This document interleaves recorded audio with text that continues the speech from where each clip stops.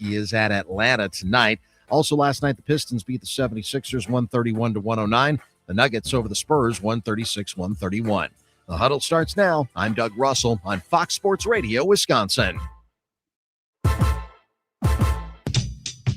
Good morning, Wisconsin, and welcome to the Huddle. I'm all for someone huddling if you have something to say. It's time to wake up and talk about the teams you love. Everybody wake down! Everybody wake with the guys you love. It's just about getting the group together. I need you, you need me today. Let's keep touching each other. Let's make sure we feel each other. Let's make sure we smell each other's breath. Watch us on YouTube. You need 15 or 20 huddles to correlate with the number of cameras. Take the cameras off the field, then there'll be no huddles. Now, gather around because it's time to huddle up. West left slot, 323 wide stick on one. Ready, Biller, for blitz. If it looks like man coverage, I'll check. I'll go 200 jet. You got to cut and crack. Now cut and crack. Red, right, 18, Bob on one. Ready, cut and crack. If you look at this play, what we're trying to get is a seal here and a seal here and try to run this play in the alley. We know exactly what we got to do. All right, that's all we go ball down to. Let's go out and kick the tape. All right? Keep doing what you're doing. You got to sit our guys after and make the play, baby. B right, all the way outside. Y left, fake 396 bag. B hand, C puck. Is that long enough for you? With Drew Olson, mythical, legendary figure. Bill Schmidt. Oh, my God. This man's been out all night. And Armen Saryas. This is it. Don't get scared now. Sanchez, we ready? Welcome to the Huddle. I'm beamed up. Got yourself a gun. Your mama always said you'd be there. Chosen one. She said, 1 in a million. You got to burn the shine that you love. Don't remember a bad sign. Blue moon in your eye. Huddle up, Wisconsin. Huddle up. Let's get after it on this, a Friday in the good land. Uh-oh. Armen. Oh, no. Someone hit a button. What's happening over there, Armen? Great. What's happening, guys? I have no idea. You're not hearing me? You're not hearing me right? We got the air fee. There we go. How's that? There you That's not what's supposed to happen. Someone's messing with my stuff over here. Armen, sorry, ladies and gentlemen. You're good now? We got it. Now we're good. We were definitely on. We heard it about a few seconds later. But, yeah, that's a hot start. Come on now. Happy Friday. Let's roll, Drew. Okay, we got to overcome it. We went the whole week with no glitches. We're like the Badgers yesterday. We're playing great. We're up 16. All of a sudden, we're hanging on to our shorts. Sitting there in the timeout. Wait a second. It's a 2-point. It was a 22-point game. Holy cow. But listen, like you said, you got to overcome the adversity. Otherwise, you're not the championship team we thought we were. Survive and advance. I'm not even hungover. And like when we cracked the mics and I couldn't hear myself, it was like, wow, we're off to an interesting start. We got a great program for you today. Welcome to the Wake and Bake Show. It's the last program before Snowmageddon. Oh, that's fair. Yeah, we're going to get the update. We're going to get the calming across the state of Wisconsin. We're going to the bullpen. Thank goodness. Brooke Brighton. Luckily, she can either calm down the nervousness or ramp up the energy. Yeah, maybe that's what it is. Hopefully both. I don't know that they know enough yet if they have enough information because it's so volatile. When the winds are 50, 60 miles an hour, like they were gusting to on our drive in this early morning, things can change quickly. And the temperature. You know, the thing is, the shifting of the temperature a few degrees can determine if it's rain or 10 inches of snow, right? Yeah. I mean, so that's the big thing. So put it in your memory banks, put it in your ledgers, write it down. Brooke Brighton will be on at 6:40. So there you have it. 6:40 after halftime. Set your appointments. Yeah. I know everyone needs the update. So our second half adjustments will be great today because Dolph will be in at 6:30. Brooke Brighton will be in, and then we'll talk to Matt Lepay. And 7:30 live from Chicago. And listen, I'm more excited that we're going to be able to talk to Matt still in Chicago because, as you mentioned, Drew, yesterday, there were a lot of moments where you're sitting back saying, "Holy cow." 6.5 at tip-off at certain institutions right around the Chicagoland area. If you were interested in the Wisconsin Badgers against the Huskies, who they battled with a couple of weeks ago, right? Yeah. Absolute battle up there at the Alaskan Airlines Center. However, they were having a jersey retirement. There was a lot of reasons why. That would have been an energetic day and a tough atmosphere to go play in.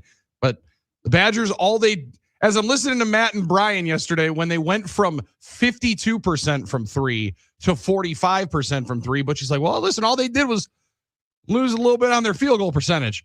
Then that score sat at 78, 80, and 82 for quite some time, and you just continue to watch, man. Momentum is a crazy thing, And when it starts rolling, Mother Mo is a dangerous and difficult beast to stop. Especially on neutral court. Those things tend to happen one way or the other. You don't know how to predict performance sometimes when there's no home court. It is funny because they rolled up to, they were at Washington and dominated that team on the road, way in the Pacific Northwest. Look to be in control here, but yeah, it's really hard to say what'll happen, especially when there's the volatility of outside shooting, things like that. But in the end, got the win. John Blackwell, what a performance. I mean, rolling up with the 30-plus burger, saving the Badgers, and so they're on to Illinois. It should be interesting because talk about neutral court. They're in Chicago, obviously, so it'll be a partisan crowd, you would imagine. You would think. Yeah.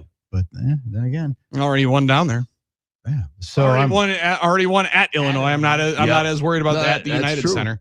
That's true. There will be more Badgers fans than there were in Champaign. That's big for time. Sure. Yeah. And now I don't know if they're going to have a wig night. Now maybe that should Probably be a not. thing. Maybe guards should walk out with that. But bring it. Listen, that's a great matchup that you get to be able to see. And Drew, I don't know, the survive and advance. That's next week's biggest part. This is one of the weird ones where I know a lot of people struggle with. You want to win the game, and you might as well try to win the tournament if you're in it. Yeah, that is the conundrum. But it doesn't necessarily help you to be playing the last game of the season. Are we getting to that point with college football? I was trying to think of similar situations because it's like, hey, the conference championship game. Well, we're already in the playoff. What difference does it make? This year was, I think, like the first year you really felt that. Where like Big Ten 2 years ago, it was Oregon and Penn State.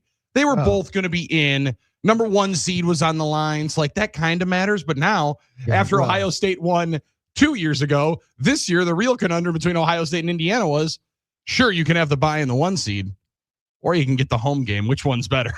And that was a conundrum. That was a tough battle to figure out. Yeah. Conference tournaments.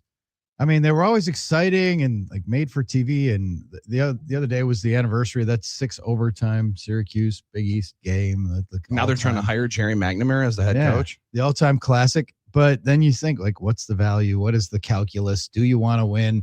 What do the analytics say? You're better off just losing. Make it to the semis, get a win, maybe 2.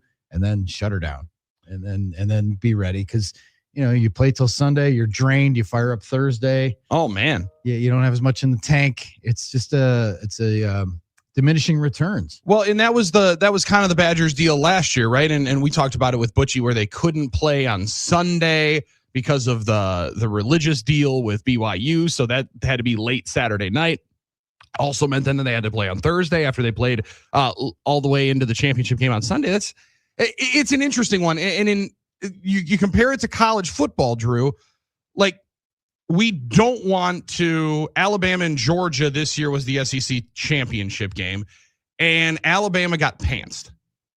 Right, looked awful. They looked like they did when they played Alabama or when they played Indiana a couple of weeks later in the Rose Bowl. But the talk was you don't want to diminish the conference championship game, and you don't want to make it a lack of an incentive to go play where you could get bounced out of the tournament if you look like Alabama did right there. However, when Alabama went and beat Oklahoma, it kind of changed up some of the conversation. This one, for certain teams, obviously you need it, right? There's a team that Armen Sarian put out earlier today on social media that he's going to give us a solve to. Like they definitely needed it. Some teams don't necessarily have the safety of knowing like, hey, we're either going to be a 6 or a 7 or a 5 or a 4. But the conference tournament, they're making a ton of money, even though there's nobody at these games yesterday. I know. It didn't look like it looked like a Brewers game in 2004 on a Tuesday in April. Foul ball night, have your own section night. But they're still making enough money on TV that they ain't getting rid of them. I got to get a report. My buddy Johnny Vegas was in the stands yesterday for all the games, just checking it out. And I got to find out what the atmosphere was in like. Chicago. Cool, yeah, that's awesome. Going to 4 hoops games in a day. We've had that here. It's always nice when it's here. The one that I'm upset that I haven't hit is the full slate of action at the WCC in the Orleans Casino Arena out in Las Vegas. Right, there you go. Like there are like 3 or 4 in Vegas. There's one at Henderson. I went to a conference championship game in Vegas a couple of years ago. The last Pac-12 game. When it was Oregon and Colorado, and same deal. The best teams ended up losing, so all the tickets were like a quarter of the price. You don't necessarily know what the atmosphere is going to be like, and that's where Armen's favorite thing, 3-point variance, gets to be a common refrain here in March. I'm excited though to hear from Brian and Matt as they were the late game or the long game, I should say, Drew. That's a lot tougher if that's the game in front of you. Oh, yeah. Because we would have then gotten blessed here on Fox Sports Radio Wisconsin to getting like an hour and 45 minute to potentially 2 hour and 15 minute pregame show with Brian Butch and Matt Lepay. Now, we're all signing up for that. I don't know that they would have been on day one of the tournament having to get themselves lathered up that way. That's a heck of a jump in. 877-794-1973 gets you to the NicoletLaw.com talk and text line. Yeah, we're in phase one of our Snowmageddon. Brooke Brighton, our pal from Spectrum News, is going to join us at 6:40. We got high wind warnings today, rain coming, then turning into sleet and then snow. And it's just a matter of how much snow, up to a foot, they're saying for us. Now, in the Fox Valley belt and north of I-94, and our friends in the north of Madison who are listening to us on 1070, 920 Milwaukee, 1070 Madison, everywhere in the iHeart app, streaming everywhere, YouTube, Facebook, and X. They just don't know. They're talking about getting 2 feet in that band that stretches cuts across the middle of the state. I was going to say central Wisconsin seems like the one that's going to be right there in the Fox crosshairs. Valley, central Wisconsin might get more than Rhinelander and Tomahawk, which is rare. It might be in that swath there in the middle, upper middle of the state there, where it's definitely under 32 degrees. So the Bob Harlan Memorial for Monday postponed until the 23rd. I'm sure that wasn't an easy decision. That people had already had travel plans. I know, the luminaries that are coming in, like Ron Wolf and Brett Favre and people like that, had their travel plans already. This will be the attended to event. Yeah, that's tough. Yeah, so now, and then, with the Harlan family, Kevin's got some obligations with basketball coming up. I'm sure they didn't want to move it, but they had to accommodate the weather, so they pushed it back a week. Well, a smart move, and it's listen. I'm starting to get more and more into the weather, so that's why I feel like that's good. No, I'm not. Yeah, you're getting to be an old guy now, getting into weather. It's just the only thing we gripe about are airplane travel and weather. So I feel like I gotta get more into it. So high winds, that's a dangerous thing, right? Sure. Is this like buried out? Are we going and grabbing all the toilet paper and water that we can here? Like, is that what I need to be preparing for? I was going to ask Armen, because now that we're going to be out of here, we're done working at 8 a.m., which, by the way, was pretty splendid with the Badgers playing an afternoon. That was nice. I got to actually watch a whole game. That was quite refreshing. Really wish that prime game last night wouldn't have been. But yeah, when it's so in an event like this, you got a couple days, and Saturday's supposed to be pretty uneventful, like just dry. And so people will be preparing and hunkering down Saturday. Does that mean, Armen, the milk bread toilet paper run is going to go on Saturday? I think it's going to happen today or tomorrow. Absolutely. People are going to be storming the Bastille, as you say, storming the Myers like it's... The thing is, though, the hoarding, does it ever stop? Because is there ever a time you go to Costco when it's not crazy crowded and you got to wait in long lines? Like, they're starting to do the Chick-fil-A thing at Costco. The guy walks up to you with the gun and he scans your card and scans everything in your cart. You walk up and your total's all ready for you. It's amazing. Yes. Yeah. So that their ruthless efficiency as they steal your money and sell you stuff in bulk quantities that you don't really need. Yeah, that's definitely true. That's definitely true of Costco. But like the regular grocery store, it just seems like everyone, storms it like it's Armageddon. I don't know. I mean, every single bit of that trail mix. I don't know what you guys are saying, the things that you don't necessarily need. I think it's getting absolutely deleted on the snacks. I guess my thing is I'm always surprised if people don't have more than like 1 or 2 days worth of provisions in their house, but maybe some don't. And they feel like, oh man, I better get this now because I don't have it, especially for the weekend, but I'm always thinking like I could probably survive a couple days, and that's usually all they last when the snow is clear. Yeah. But I guess the high winds are more of a concern. Mike Witt, the important question, will Armen blow his driveway or have his neighbor do it? He'll wait for somebody else. I mean, I'd love if Tom especially if he's not paying, especially if he's not charging him. I started to wonder, okay, so if it's going to snow all day Sunday into Monday, the Bucks play Sunday at 2:30. Sunday 2:30. So I'm like, where are the Bucks? They're in Atlanta Saturday night. And they're gonna have to fly in after that game. Will that be impacted? They're playing the Pacers, who are hosting the Knicks tonight and then are off. And so the Pacers won't have a problem getting here. The Pacers can fly in. They'll fly in Saturday, and it's supposed to be a clean day, and then it's supposed to start snowing Sunday. So the question is, I guess, more on the Bucks getting back on Saturday night. But it probably won't be as heavy. It won't have started then. Either that, or maybe they just try to figure out a gentleman's agreement of, hey, fellas, do we really need to play this one? Bucks playing. Do we all really in Magic City? Do we really need to play? So we're gonna say on Magic. We're getting some wings and we're gonna stay in the warmth for a couple of days. Yeah. I think that might try to be called. I'm wondering. Get the travel secretary on that agreement. I was thinking about that as I saw the Bucks are playing in Atlanta. It's like, I wonder if Giannis has ever been to Magic City. He might be the one guy who's like, just doesn't go. Yeah, he's definitely had wings at Magic City. You think? He definitely had wings at Magic City. He does. He can't turn the wings down. He loves him some wings. Now, listen, I think he also loves NBA rite of passage. Right. We know he loves to reproduce. Nah, that's obviously not that type of establishment, but there are certain people that go to those establishments with their significant other. I don't know. Maybe he would put it on Mariah as the reason why he hasn't been there. He blames her for just about anything else. In baseball, the tradition was a rookie gets called up and maybe a veteran will take him to his, say you're visiting New York. Veteran will take him to his tailor. I got a suit guy. We got to get you looking good for getaway games. Now, basically, much like college coaches, baseball teams are basically ditching the coat and tie thing they used to have on the road, which always cracked me up as false hustle too. Get me on my plane fit. Yeah. You guys are around the hockey teams, and those guys have the cool, just the sweatsuits, the college coach sweatsuits, the Final Four lobby, Sure. They just wear those track on jackets, especially if you're getting on a bus. Yeah. Mm-hmm. But a lot of guys, hockey, it's tradition that you dress up for games, but then when you're leaving the rink, you might just put the sweats Throw on. whatever you on. dress up to walk in. But they used to do that in baseball. It's like, let me see. You're playing a night game. And you're going to go at 11:30. You're getting on a bus to go right to the tarmac. No one's going to see it. And then you're getting a plane. You're basically suiting up for each other. Suited and booted. Yep. And I always thought that was like one of the dumbest things. And then it's like, and then they started and it started with the West Coast. Go figure. Like Kevin Towers, may he rest in peace. One of the greats, one of the all-time greats. The Padres general manager is like, he was a Hawaiian shirt and jeans kind of guy. He's like, why do we? What are we doing?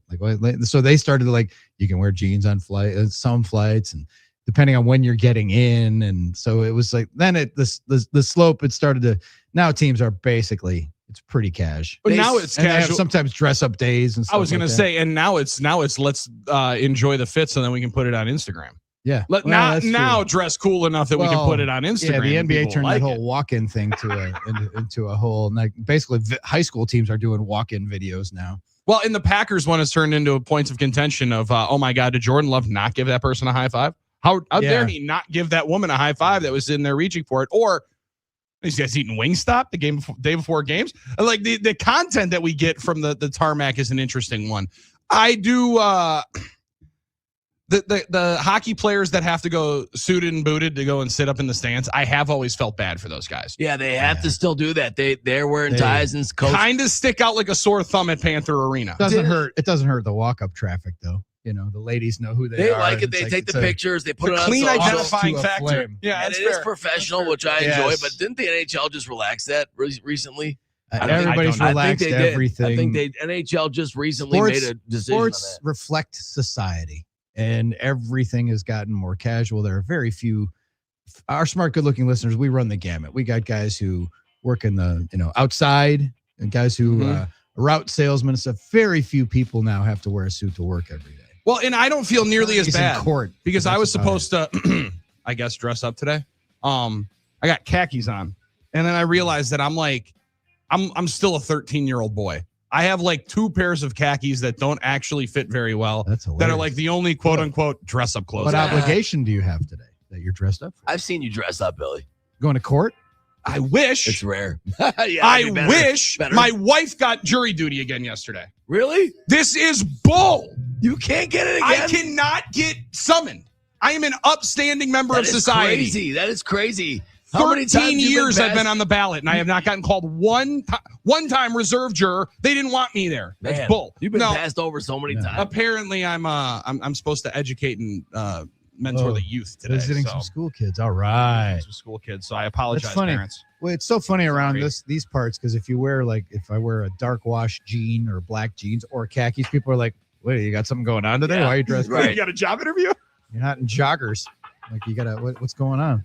That's how far it's slipped. The pendulum has shifted. Maybe some point we'll have a trend where it gets more buttoned up and guys start to suit up. Well, but for the most part, I know there's a lot of people that are upset that really wish college basketball coaches and NBA coaches would be wearing suits again. I know there's a lot A lot of folks that wish maybe Mike Nolan would walk back onto an NFL field with a suit on. That was one of my favorite Doc moments of the year when he talked about that. He's like, I'd have to get none of my suits fit. I'd have to get in shape. Let's get in shape. It's like we've all been there, Doc. It's all I had good. to stop playing golf if I was going to do that. All No, good. thanks. It's all good. All right, we got a shaky start to our first segment of the last show of the week. Yeah, I know. We're getting Sanchez, through it, we though. ready?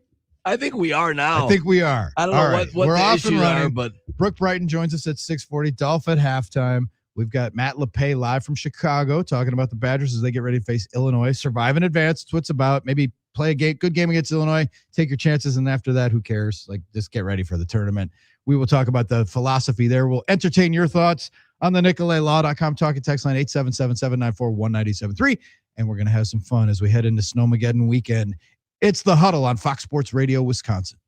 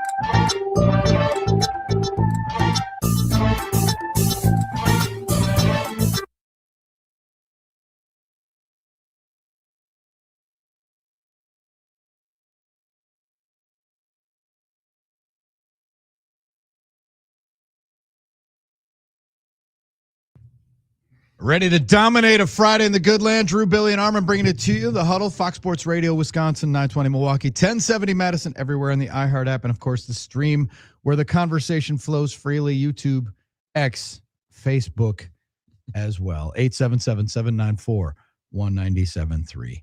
Getting ready for Snowmageddon this weekend. Buckled in to watch the Big Ten tournament. Selection Sunday coming up as well. We've made it through daylight saving time. We're about, we got out of that beast. Good point there, Drew. I like that. Yes, you're right. Yeah, that was a rough one to the week. Now we're going to settle in. And when we talked to Brooke Brighton from Spectrum News, our pal, who kind of works similar hours and has been a friend of the program. She's the only person that I think is up earlier than us. That's true. Yep.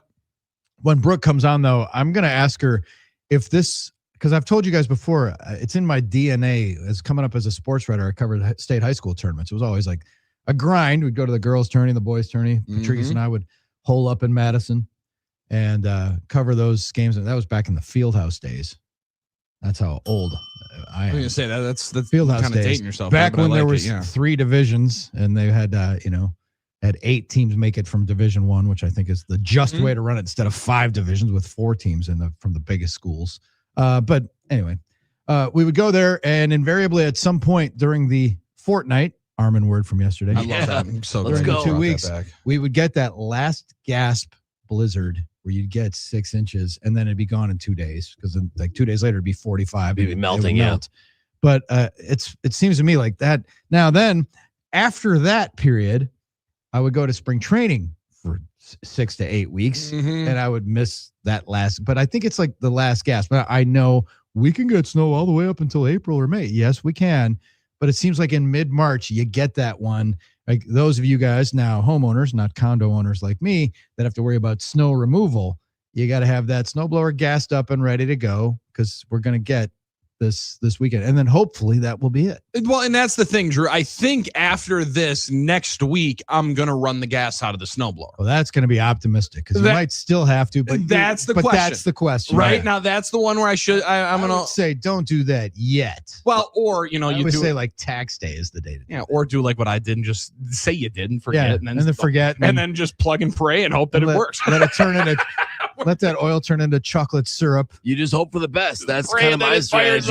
You hope for the best. Now, my dad would do it like he'd wait till summer. Like he wasn't messing around with taking a chance. Yeah. He would run it off like in some day in June. The other thing was for me, the other thing for me is that you try to thread the needle. It's like, well, then I don't want to put too much gas in the snowblower right now. So it's like, you don't want to burn that quarter of a gallon. Oh, is your snowblower one of those where you have to mix the oil in and the gas can? Thankfully it's not. No, okay. My dad's old one was. And I had one of those that. for a while. That was kind of a pain in the ass. That's a pain. So I'm like, why even do that? It's at that point, you're like, all right, I'm just going to hope this thing melts in 2 days. You could do that strategy too. Use nature. And really, you're just hoping that your buddy comes over from next door. Well, that would be nice because he likes snow. Yeah. So if he loves snow, you guys need one of those Uper scoopers that you can just push with the wheels on the it. wide pusher. Oh, yeah. One of those. I had one of those at Stately Olson Manor West. So yes, that was always a thing. Yeah. But hopefully this will be the last gas. But I have memories of that, and like they make an announcement during the Division II game, like those of you fans from Oostburg, the roads are getting very bad. Highway, whatever.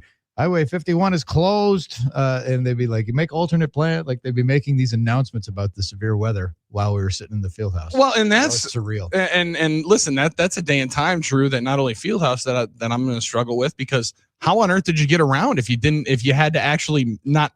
You couldn't even map quest that. You weren't even able to go and print off the alternate route. You were just praying that you were going correct on the east, west, north, south border. When I think about that in the historic times, I think about when I look back on this thing that I call a career, I think of how much time I spent transcribing interviews. Like you do an hour worth of interviews on a day at spring training, and you get back to the condo at night or the apartment and have to like listen back to my dumb questions and type in the answers. Just tedious work, right? Now they have transcription services, voice to text.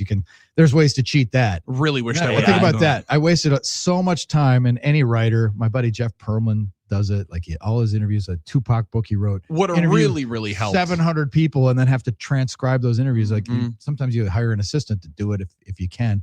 But I wasted time doing that. I wasted time waiting for guys to get out of the clubhouse, the weight room, the shower, the food room, standing and waiting for that last interview.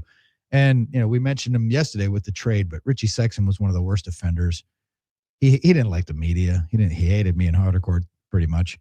But he'd be like, he'd hit 2 home runs. Guys? He'd hit 2 home runs and drive 7 in and then make us wait an hour and come out and go, oh, you guys wanted to talk to me? The only guy we want to talk to. Yeah, dumbass. Are you, like you Come just, on, bud. You just took your time. You actually you lathered, rinsed, and repeated 3 times to make us wait longer, On you purpose. jackass. Holy John Salmons in his That's the one time run with the Bucks. So I wasted time transcribing, waiting for guys, and then with my rental car in traffic, not knowing where the hell I was going from the hotel to the ballpark to the hotel, or wherever it was in the pre-Waze days.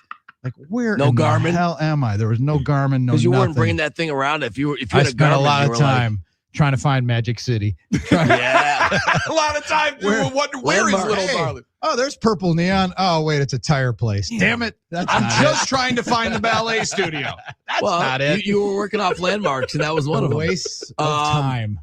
That's why I remember in driver's ed, I'm as Billy likes to point out, I'm an older guy now, an old person. You're up there. Even in driver's ed in my day, it was like, make sure you have a map in the car, emergencies. Like you always had, my dad made sure whenever I was driving, I had a state of Wisconsin map. So you had to have maps in the glove compartment or wherever it was. And that was just part of it because that was your backup. If you were lost, you had to have a highway map or, you had to have somebody go and ask somebody for directions. You'd go on those family trips, family driving trips, Atlas. and Pops would get the AAA would give you the maps with the route all. That's right. We got those. Yeah. Yeah. See, that was the pre-Waze days. Kids, I'm telling you. Yeah, life was so much different, and yet we still survived. We still survived scared of getting lost. But the real one is you just ask somebody. You felt that it was going to be safe and common decency enough. You just walk into any BP and ask somebody, hey, how do I get to Highway 20? Oh, buddy. Okay. All right. So here we go. Right, okay. I got you. You're going to go 3 miles down over here to take a left over there at that light. And then you're really starting to track on how long the miles would be. That was one of my favorites for my dad. Did you just ask somebody? No one's doing that nowadays. No one does it. Guys don't ask for But that's what you would do back then. That was your only recourse. You sit through and walk through the hardware store trying for 25 minutes to figure out the one nut that you need to mix into the bolt. Instead, you could have asked this guy and he would have had it in 4 seconds. Exactly. Just ask somebody. It'll help. It's amazing how it's changed, though. That's true. I mean, talk to a human being. I'm not doing that. Google stuff on your phone. Yeah, it out on but like the old thought YouTube of University. I almost feel now I'm bugging this person. Actually, that person is there to assist in this exact situation. Yeah. So you might actually be giving them potentially something to do, but it's not 2026 to run through there. I like our friend Boss Armen fired up our friend Pete. We'll get Pete next. Okay. Snowmageddon, another media overused term. The storm of National Weather Service states that the track is uncertain. Don't believe the hype. Well, Dobler, national media is not the issue. It's these phone apps the weather that people are losing their mind about. Armen implored us to get a human being and invest in human meteorologists. So that's why our friend Brooke is coming on here to, calm us down from these devices, Drew. Guaranteed human. And we don't know if it's overhyped until it happens. That's true. So you can't say it's overhyped yet. I mean, it might be properly hyped. It might be underhyped. And that's the thing we got to ask Brooke. What makes people more mad when you say we're going to get 6 to 8 inches and we get a dusting and then people cancel their plans, restaurants get pissed? Or is it when they're not on guard and you get the unexpected, like, well, this is way more than we thought, or that front stalled and we got way more than we thought? Like, is it overselling or underselling that's more egregious for them? Yeah. I think the answer is yes. Like, people will get upset about anything. Either way, but you're right. I mean, that's a good. What's worse? I mean, so you'd rather be wrong being prepared is what I would say, but people don't like that. We've talked to Brooke before about that. My boy Dan Needles was always, the sports guy through and through, was always bitching about weather get too much airtime, too much treatment. Yeah. He was constantly complaining about that. And what really pissed him off was you go to like the 4th of July parade and Mark Baden's in it, and everybody's like, hey, Mark, thanks for the nice weather. And Needle's like, no one thanks me when the Brewers win a game. He has as much to do with that as I do with the result of a sports game, and no one thanks me. That's so true. Oh, but Baden's smiling and waving. But then, you're welcome. And I would say, I said it was going to be like I this. would say, Dan, the flip side of that coin is people MF him when it snows and rains on their big day, 100%. and no one gets mad at you when a team loses. Right? So it's like you got to wear both sides of that. I would think it was worse in the overestimating days, and then all of a sudden it's a dusting. But now, Drew, it definitely is, because if you hear that there's going to be 5 inches, they're canceling school and everything. Back when we were a proper Midwestern Wisconsin society, we waited till we saw 6 inches of snow on the ground before we started closing up shop and canceling things. Apparently, there's getting it way up in Merrill. Our buddy Mike from Merrill says they're getting pounded 6 inches already. So. Yeah, pause. School canceled. Wet. School, heavy, so that's up by Wausau, obviously. 3 hours north, and that's just the beginning, like the front edge of it. Taste well, they were talking about they could get 20 inches this weekend. The tough thing is for our friends up there, Merrill and Rhinelander, Eagle River, they would have been loving this 2 months ago when you could have made some cash off of it in the snowmobiling run. But now spring break, maybe with all the airport cancellations, Drew, people are going to start doing the northern spring break instead of the Panama City spring break. Go gas up that snowmobile and get up there and enjoy some of this powder that we're getting. And then we're going to get a little cold snap, which should keep it around for at least a few days. But that's the interesting part. And then maybe next week, end of the week, it warms up a bit. But yeah, it really depends on what part of the state you're going to be in. Not to play meteorologist, which is going to really determine how much you get here. So as much as the weather is what people are worried about right now, I'm excited to know if this is going to be Kyler Murray's first taste of real snow. That's a good question. Because it's going to snow up there in Minnesota. My man already had his Minnesota Viking purple sweatshirt on yesterday. Told us about how he cried, quote, Drew, real tears. Real tears when far from real tears when Brett threw that pick. I did too, just maybe of a different reason.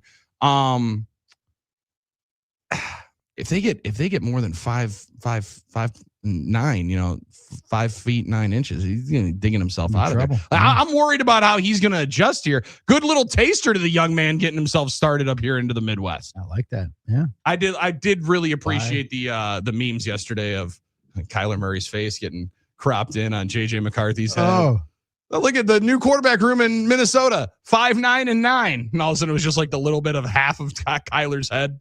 So funny. Of course, that tees up the perfect Nags tweet. Like every other team has already met their free agents, and the Packers haven't introduced their new defensive coordinator that they hired a month ago. They're introducing him in team gear. Fanatics even has some stuff. We can't even hear from Jonathan Gannon once. Haven't heard from him or anybody. Amazing. Yeah. Well, and the Packer we're way. getting I love all the, like yesterday we started to get the official announcements and releases about the transactions that we've known about for a couple of days. Like Rashawn Gary trade is complete. Oh, okay, thanks. And man, it's Friday. Rasheed Walker. Do you know where your next team is? We're going to talk about that big time. That is one of the unexpected things. Is there a chance he could come back to 1265? The longer it goes, the more you would think. It's got to be it. More you would think. Chance. All right. We're rolling through a Friday. We're glad you're hanging out with us early and often. Our Monday show might be interesting. We're going to have to get the I was going to say you might have to grab some gear on the way out of here, I think. Yeah, that's not a bad idea. I feel like that might be a show from Staley Olson Manor that might have to happen. I don't know if I'm that fired up to do it at 5 a.m. I was gonna say it's probably not as easy. It's not the Lanai at Del Boca Vista. The Lanai. But it's, might have some more angry folks. My wife and dog might not like the show that much, but that's the only people I would inconvenience. Oh, I think that's P1. We're going to take a quick break. As we mentioned, about an hour from now, Brooke Brighton's going to join us. Matt Lepay is 7:30. Dolph's coming in for halftime, and about 40 minutes from right now. It's the Huddle on Fox Sports Radio, Wisconsin.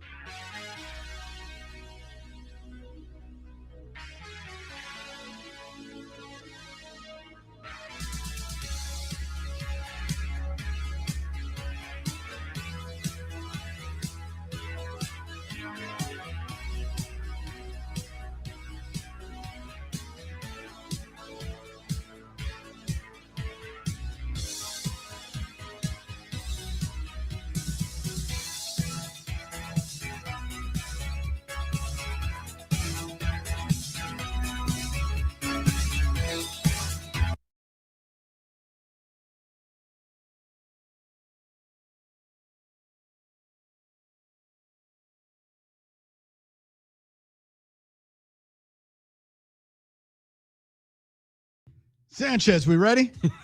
Ready. Sanchez, we ready? We're ready. Let's roll. I hear music.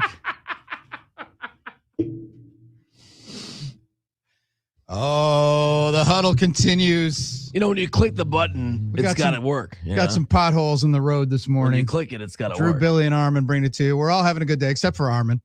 It's all good. Hey, listen, you know what? It can only get better from here. It's just small road bumps. It's not you only adjust your sails. You can't handle the wind. What is it, the term? Sure. Something about you can adjust your sails. You can't control the wind. And you had to control it this morning because it's windy. Still is. I don't know. I don't sail, but I do know that it's difficult. It's tough. It's tough in these murky waters. But you know what? You're getting better. It's only going to get better. We're only going to get better from here because I hope we add in a lot more voices here into the second and third hour of the show. That's usually when we do get better, Drew. No doubt. 877-794-1973 gets you to the NicolaLaw.com talk and text line. Bucks lose at Miami last night. They were in it. Scrappy game. Giannis missed a 3 that would have tied the game. And then Bam scored the other way, I guess. Well, and the Bucks did point out last night on their social media account, he didn't score 83 points. And then they got dunked on by the Heat. Appropriately so. You know what though? It was entertaining. And Drew, that's where I've now set the that's where I've set the standard for a night sitting down watching Bucks basketball is, can I be entertained? It was entertaining last night. It was a win. They played, I mean, I thought relatively hard. The perfect tank game. And they gave their, it was actually, they gave a decent effort. It was competitive. They almost won. Played till the last minute. It wasn't some sort of depressing 40-point blowout at least. And they played to the end. Now, Bam was tired. He mentioned that, like, look, after I put up 83, I'm going to go for 3. I'm going to go for 5 from 3. So that's just the way it is. And he's saying, look, I was tired. It's been a crazy 48 hours. Eric Spoelstra apologizing to no one, which I thought was interesting. I'm like, okay, well, I didn't know who asked you to apologize, but that was part of it last night. But at least they gave it an old college try, as you would say. They did. Yeah. Go out there and give it your best effort, boys. Yeah. Come on now. Just put forth something. Give us something to watch. Give us something to be entertained by. I was also entertained yesterday by Drew, one of Armen's favorites, CB Buckner, getting not 1, not 2, but 3 pitches overturned in the first inning. Hilarious. Hello. We are full bore into the ABS challenge system, and I'm just excited to know how long will it take. Because I did get to see some different pictures of play-by-play broadcasters. Their scorecards are coming in. Everybody's getting fully prepared for the season. Is there going to be like a quick, sudden pause, just waiting to make sure before you finally chart into that scorecard? Is this gonna change the official scoring? You got to take a quick pause for this challenge system, or do you have to document every one of these? It's now? Not much. I don't think so. Of the ABS, that'll be somebody else's duty. But it's no different than. Well, that's, stolen base number 15 for Schmid. Oh, after further review, put out goes 2-6. Ah, man. Dang it. So it's not any different close. than that. Like you just have to kind of wait a beat to make sure, but that's not going to affect anything. It's going to happen so quickly. I think it'll be pretty seamless. I'm excited to be able to see how it gets instituted in the stadium. And how teams save is it better to use them on offense or the strategy there is interesting, yeah. And how late do you wait, right? Like the Brewers had one game earlier in the year when they were on Brewers TV, and they burned all of them in the first inning. And you saw Murph kind of chuckling over into the dugout. I would imagine you're a little bit different. Can't be doing that. But also, hey, if William Contreras is telling Murph, that's a strike, Bob. I don't know that Murph is going to be calling out William Contreras for missing and failing on a number of these different challenges. You get it right. See how the waters roll. And there's 2 ways to look at it. You might never have a chance to use it again. So you might say to yourself, all right, I'm going to at least get the calls now that I know exist, right? Over the potential of calls. The way baseball works with the what I like to call the butterfly effect, you can be down 5 runs, nobody on, and a 1-1 pitch goes one way and it flips the inning. Like it just, or a 1-2 pitch that's a strike is called a ball, and then that guy gets on, and all of a sudden, we've scored 8 runs with 2 outs, and it's like, oh, It all goes back to that one pitch. One pitch. Yep. And flip an inning. That's what's one of the great things about baseball. It's that's why I'm excited to be able to get the call right seemingly every time. Also, I'm excited to have the consternation when you're out of challenges and you're rolling into the 8th and 9th inning. Yeah, not unlike hoops and NFL, for sure, right? NFL, I mean, like we all have this like the limit on the challenges now. Well, and who's good at it right out of the gates, right? Like there's going to be some teams that are inherently going to be better at it than others. That is very good. You That's got very true. Some guys that are just the finger spinners that are mad that they got rung up. I mean, like somebody is. And I don't mean this meanly. Somebody's Matt LaFleur, right? Somebody's bad at challenges, and is going to fail more times than not, right? All right. Well, when the Astros got caught with the garbage can thing and they were stealing signs, people were mad throughout the game, and the general managers and stuff, they were mad. They weren't. It was maybe split. They were mad at the audacity and the way that the Astros cheated the integrity of the game. And probably, maybe won series or games that they shouldn't have won.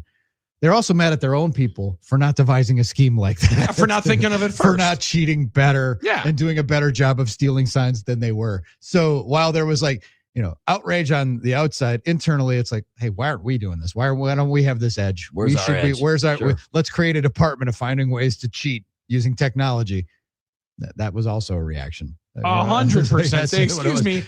We're paying you all how much to I know for a like fact, this? having talked to some executives, that was the reaction in some camps was like, we should be better at cheating.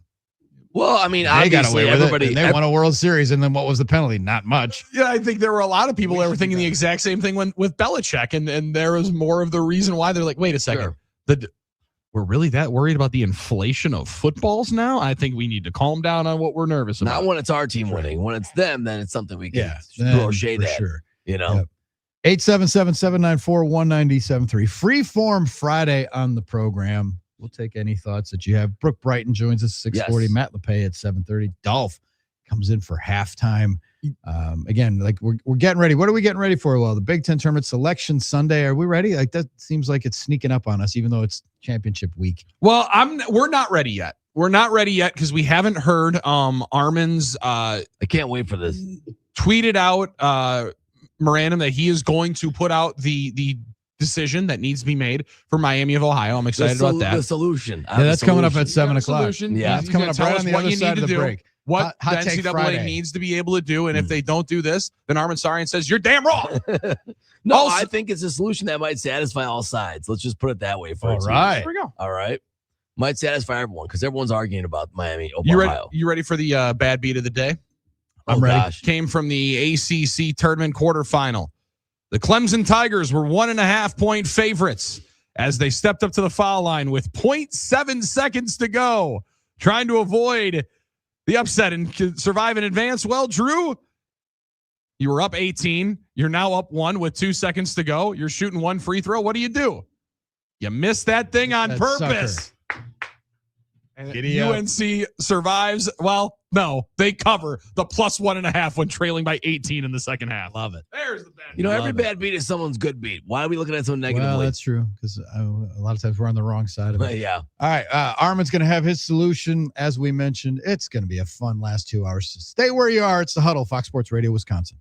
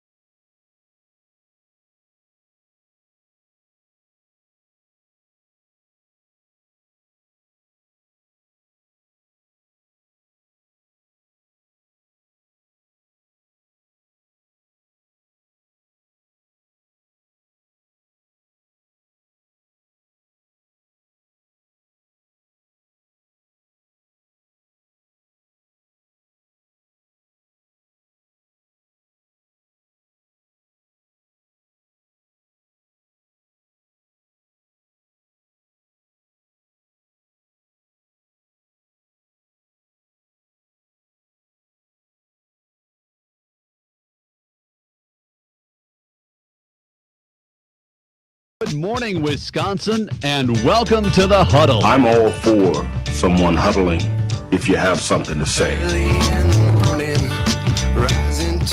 It's time to wake up and talk about the teams you love with the guys you love. It's just about getting the group together. I need you, you need me today. Let's keep touching each other. Let's make sure we feel each other. Let's make sure we smell each other's breath. Watch us on YouTube, Facebook, and X. You need 15 or 20 huddles to correlate with a number of cameras. Take the cameras off the field, and there'll be no huddles. Now gather around because it's time to huddle up. West left slot, 323 wide stick on one. Ready, Bill for blitz. If it looks like man coverage, I'll check. I'll go 200 jet. You got to cut and crack. Now cut and crack. Red right 18 bob on one. Ready, cut him and crack. If you look at this play, what we're trying to get is a seal here and a seal here and try to run this play in the alley. We got exactly what we got to do. All right? That's all we're going to boil down to. Let's go out and kick the tail. All right? 1, 2, 3. Keep doing what you're doing. Sit out now and make the play. Be right all the way outside. Wide, left, fake, 396 bag, D-hand, C puck. Is that long enough for you? I want you to be proud of your profession. It's a great profession. Go out there and play this ball game like I know you can play it. With Drew Olson, Mythical, legendary figure. Bill Schmid, Oh, my God. This man's been out all night. and Armen This Sarian. is it. Don't get scared now. Sanchez, we ready? Fox Sports Radio Wisconsin is on the air.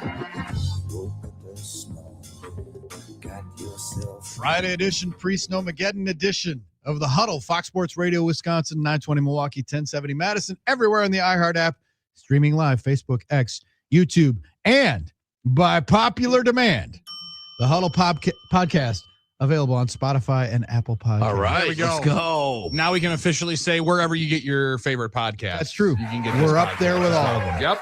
We're legit. Shout out to Hunter Baumgart, however he made that happen. I'm not really I sure don't know how. who He had works to some pay. magic. He had to grease somebody. I'm sure it was like back channel. Well, you know Hunter. I was going to say, I bet he had to pay somebody. He took care of it, though. He Yeah. figured it out. back channel stuff. If anybody was going to, it would be Hunter. Otherwise, we would all be host. 877-794-1973 gets you in. And today it's a free form show. We're chopping it up, but we did tease a big development. Armen Sarian's going to solve the problems of the Gonna solve it. NCAA and the selection committee as it regards to the MAC and Miami of Ohio what do they call themselves now? Miami University and Oxford. I don't remember, but Miami University. Miami University. Yeah. Not Miami of Ohio, Miami University. Miami The other one, University. the University of Miami. That resides in Ohio. I got in Coral Gables, and this one is in Oxford, Ohio, which is where all the rich, cute girls from Shaker Heights go. Oh, is that true? Oh, yeah. I don't know the way it works. Miami of in Ohio is regarded as like always been like an underrated sleeper party school and a school with very attractive co-eds. Really? Oh, yes. I don't subscribe to that booklet where it ranks it was always been one of the tops. Yeah, they don't have that one in international. Rich mail. girls from like the suburban Cleveland area and stuff. So yeah. First of all, I want to thank everybody as well on the YouTube comments stream, on Twitter, Facebook. We've got a lot of them today. I don't know. It's great. It's Friday the 13th. Must be Friday the 13th. Maybe because we teased Brooke. I'm not really sure. Everyone's checking in early. That's great. But yeah, we're going to have Brooke Brighton on in about 40 minutes. So yes, indeed. So Miami of Ohio, or is you say Miami University? Miami University of Oxford, Ohio. Yeah. The Midwest Athletic Conference. So we have a problem. The committee has a problem that's been brewing for a few weeks on how to deal with this Miami team in terms of at-large and not at-large bid and what should we do. And everyone's been arguing about it and fighting about it. And it's all been kind of coming to a head here when you get to the MAC tournament. Would they get the automatic qualifier by winning the MAC tournament or not? They walked in 31-0 to the MAC tournament. And everyone's like, all right, well, if they win this tournament, it's not a debate. They're going to get their bid, whatever, no problem. Mm-hmm. And as I felt like was going to happen, because that's just the way these things work. That's just the way, it's Murphy's Law. It's like, I bet they're going to go all the way to the tournament and lose in the tournament. Because they've had plenty of close calls along the way, and that's kind of part of the discussion as we go along here. But lo and behold, they roll up. First game of the MAC tournament, the Mid-American Conference, not the Mid-Atlantic, Atlantic Athletic. Right. There's two MACs. Yeah, they lose to UMass. All right, so we have a problem here, right? On one hand, the question is at-large bid. They're 31-1, right? So you say to yourself, well, listen, just based on that immutable reality, there's immutable truths here. They should get a bid, right? They're 31-1 in college basketball. Based on what we know and what we've grown up knowing about winning and losing in sports, they should just get an at-large bid, right? But this has been a problem all year because, of the metrics, right? They've got also other immutable facts. They've got one of the worst non-conference strengths of schedule in all of college basketball. The net rating of their strength of schedule is one of the worst in college basketball. So because of that, they, the Ken Pom, the Bart Torvik, all the metrics, the quote unquote analytic nerds of the world don't seem to rate the team very high. And the question is, look, they've got really low ratings. They really maybe shouldn't get an at-large bid. All right. So what are we doing? It's upset people both sides of the aisle. And I think I've come up with a solution to satisfy everybody.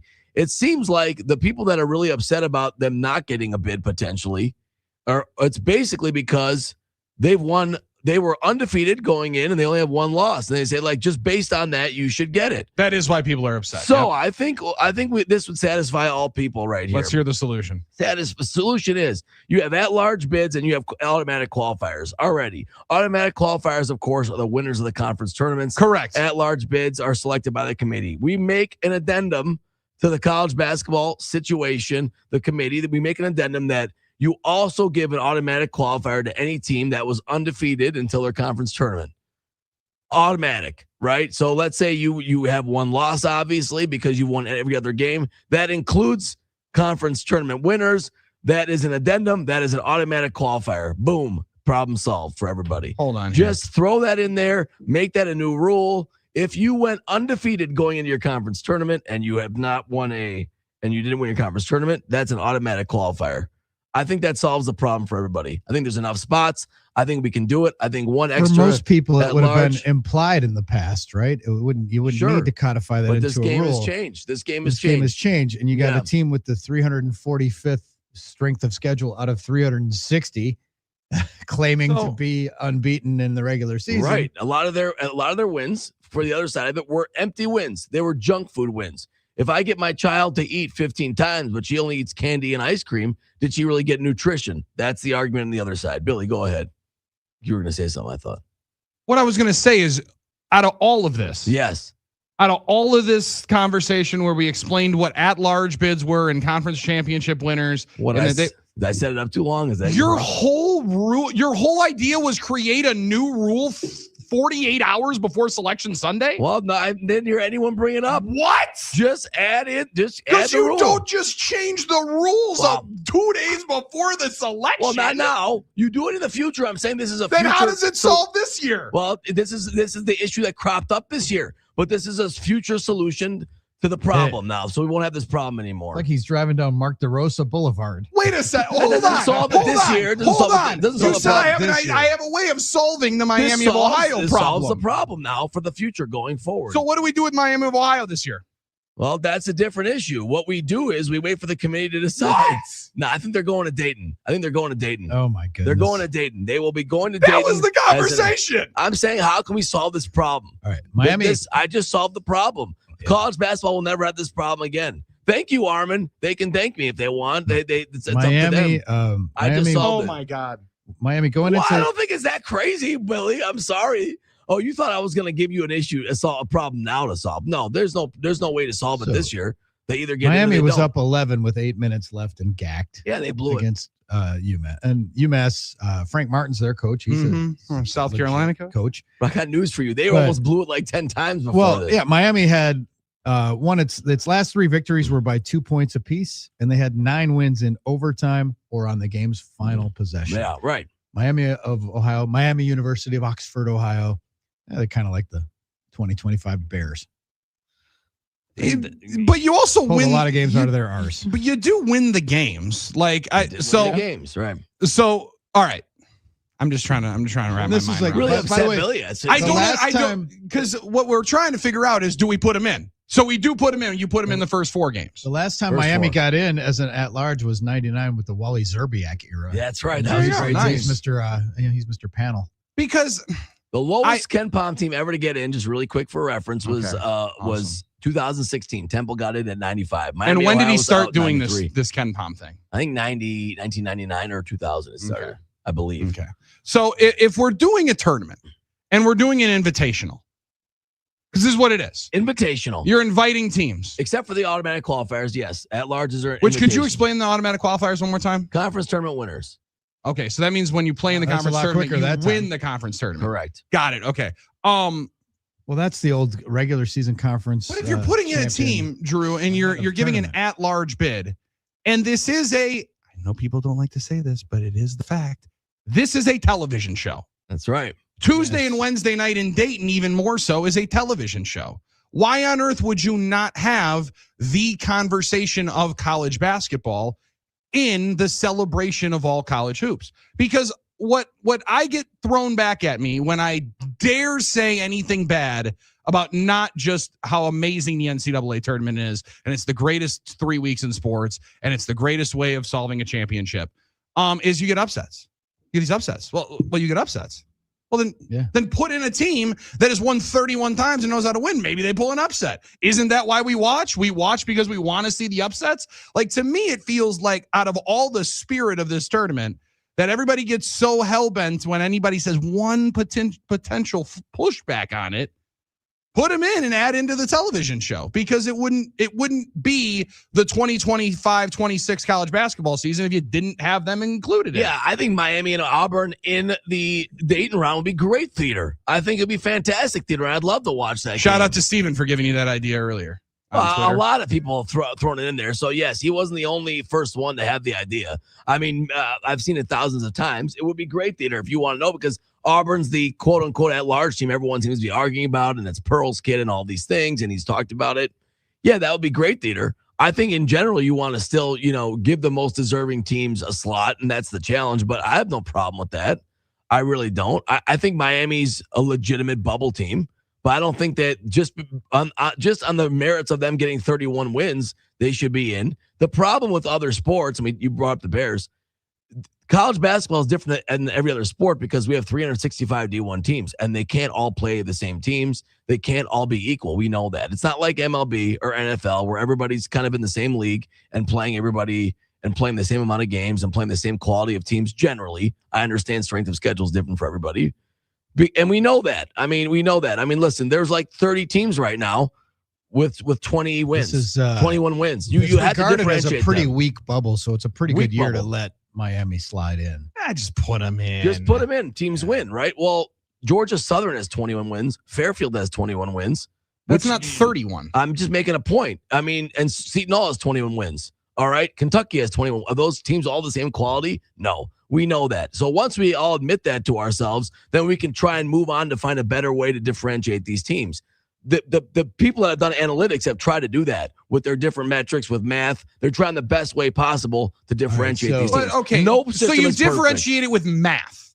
How about we differentiate it with playing games? And one team has won almost every single game that they play. For the reason I just stated, because you can't just go by standings in a system that has 365 teams.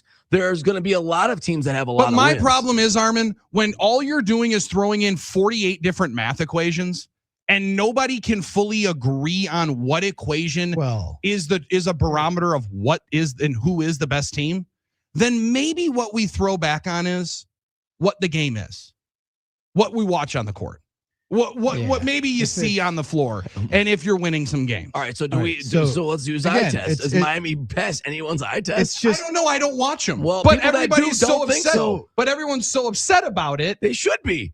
Why? Because a team like Miami that's beaten 3 D2 teams just to say they have 31 wins. And Miami have 28 wins then. Okay, 28. Yeah. But if you're Miami, you did try to schedule. No one would schedule. Yeah, they tried to schedule Wisconsin from what I read. Tried to schedule legitimate argument. Some legit games. So they played the games that they could get. Right. And it's not their fault that their schedule was weak. Now, you can only win the games on your schedule. The question is, what's the bigger atrocity? Leaving out a 31-1 Miami University of Oxford, Ohio team, or leaving out the 9th Big Ten team or SEC team, Ohio State, 21-11, 12-8 in the league. Would Ohio State pound their in-state rival Miami? Yeah, probably. Yeah, sure. But that's not what I've heard this about. That's not what the tournament's about. Isn't the tournament about a reward for the regular season? And shouldn't they be rewarded? And though the setup is now. This is the old, it's a spinoff of the old overtime in the NFL argument. Well, stop them. You had 60 minutes to win the game. Stop them in overtime. And now I'm like, well, no, it doesn't make sense that only one team gets the ball. And then it was, but stop them, win the game, win your conference tournament, and you're in. That's the thing. I mean, that's the prescribed path. That's right. For mid majors is to win your conference tournament. And that's what, to your point, short of that, that's you what makes leave it to the wins, and you leave it to, so it is a weak bubble. And I don't think that was my point. The committee could put them in. You said that it's all about, we go what's on the court. We win the games, right? We go with what we see. And everyone has their chance to win. Every D1 team can win their way to a national title. Every team.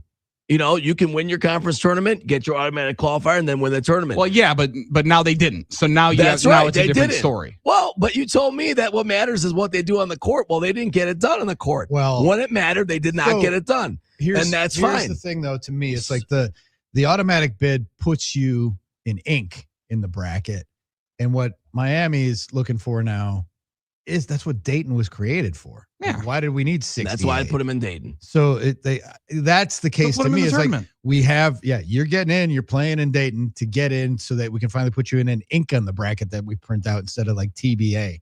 Right. So that's, yes, to me, logically, Dayton was created for stuff like this, not to get in to shoehorn in that 9th Big Ten. Or I don't need to see a 19-win UCLA go and play in Dayton. Now, granted, it's whatever, but again, it's a television show. So what do you think? What do you think is going to draw the biggest number? I mean, all due respect, I don't think it's going to be Auburn with UCLA, or do I want the Oxford, Ohio market? Yeah, suburban Cleveland. I think. What's the better chance that you get on talk shows? Miami of Ohio is playing, I think, than it being some random Texas A&M going up against Auburn. That's the big story. I mean, that's what people are. And Miami will have a lot of support from people that didn't care about them. Also if anybody is now the part that I really struggle in is I think a lot of the people that are gatekeeping the NCAA tournament here and frustrated, like, we can't put these guys in. We can't put these guys in. Well, the same guys, Drew, that were bitching and moaning when Florida State didn't get in a couple of years ago, but they won games. They won their games. They won their games in front of them. That's right. So what's the difference? It's the James Madison thing, right? But they definitely weren't one of the best 4 teams. That's right. They weren't. But they definitely weren't going to be one of the best 4 teams after Jordan Travis was hurt. But they were baked in. What does it matter? What did they earn? Baked in. Yeah. And it's the ongoing challenge we have with college sports in football and basketball. 877-794-1973 gets you in. I do like 608 did say, wow, Armen, maybe you should try a career as a politician after that filibuster. Look, I had to he set does it up have properly. politics in his family. I had to set it up. Yeah. I had to set it up properly. That's my. It only took like 5 minutes. All right, Yeah. I had to set it up properly. Well, he had to tell us all what automatic. Yeah, we just had to get a couple of definitions in there. I'm glad that you separated the different MAC the different MAC conferences. Oh yeah. I did think there was a moment where you were going to list every single I didn't do that. automatic qualifying conference that was going to be in there. No, I didn't do that. The one funny thing about it, and Seth Davis, who's nobody's favorite these days on Twitter, but he did point this out, that it's tradition for the conferences to give their automatic qualifier to the conference tournament winner, but they technically aren't required to do that. There's no edict, I believe, in the NCAA that requires that. So some conference could go rogue and give it to they wouldn't do that, but give it to the regular season champion. Well, the Ivy League because used then it's to like, do why this. do we have a conference tournament? The Ivy League used to do this. They were the last team to create a tournament, and that's because they were so upset that they weren't getting the conference tournament TV run that everybody else was, because they gave it to the regular season champ. So who knows? Maybe this will determine on the list of conferences. atrocities, though. If Miami gets left out of the field and can't, first of all, like for me, it's like that's what Dayton was created for exactly this kind of circumstance. They should be one of the extra 4 playing in Dayton to get if they don't get injured, I'm boycotting the NCAA tournament. I'm not watching it. Right. And then the bigger atrocity to me is, like, again, we talked about it with the high school tournaments. When they went, like it used to be 3 divisions, like Whitefish Base playing in the girls championship led by Rowan Council, the Caitlin Clark of the North Shore. They're playing today and they're in Division 2. Like they have an enrollment just a click under 1,000. I was going to say just under 990 or something like that. So they're Division 2. Back in the day, it was all good when they were Division 1 competing against bigger schools. And when we went to only 4 teams from Division 1 make it to state instead of 8, we lost a lot of good teams at the sectional round.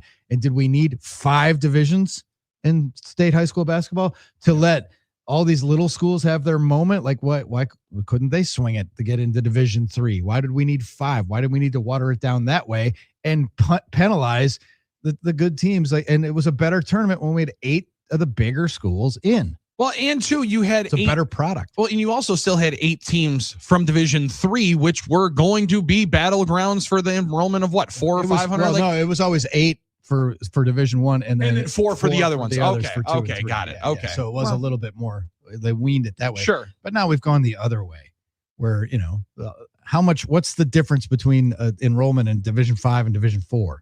Well, and with the Stark, it's just kind of silly. It's arbitrary. And then how the competitive balance and Catholic the Memorial, kind of perennial powerhouse with one of the Bill Young and a stream of Division 1 recruits. Like somehow they're Division 3. Like, what are we doing? Well, and then they find ways to we're going to change it because if you're all so dominant in one spot, we're going to move you up. Yeah. Okay, well that doesn't necessarily that's not fair to Rice Lake. Just because they're beating the brakes off everybody doesn't mean they got to go play schools that have 500, 600 kids more. Atrocities abound. They don't necessarily like.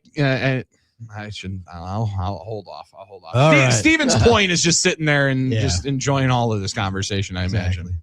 Yep, exactly. All right. When we come back, Dolph's going to fire us up for halftime. We're going to get our weather report from Brooke Brighton of Spectrum News. She's a favorite on the program. She's excited. She's a Buckeye too. She just said, can't wait to break it all down. But she was at Camp Randall this week. I love it. She was at Camp Randall this week. Had a little tease of what's going on. Outstanding. We'll talk to Brooke Brighton coming up at 6:40. Dolph is up next. It's halftime of the Friday edition of the Huddle on Fox Sports Radio, Wisconsin.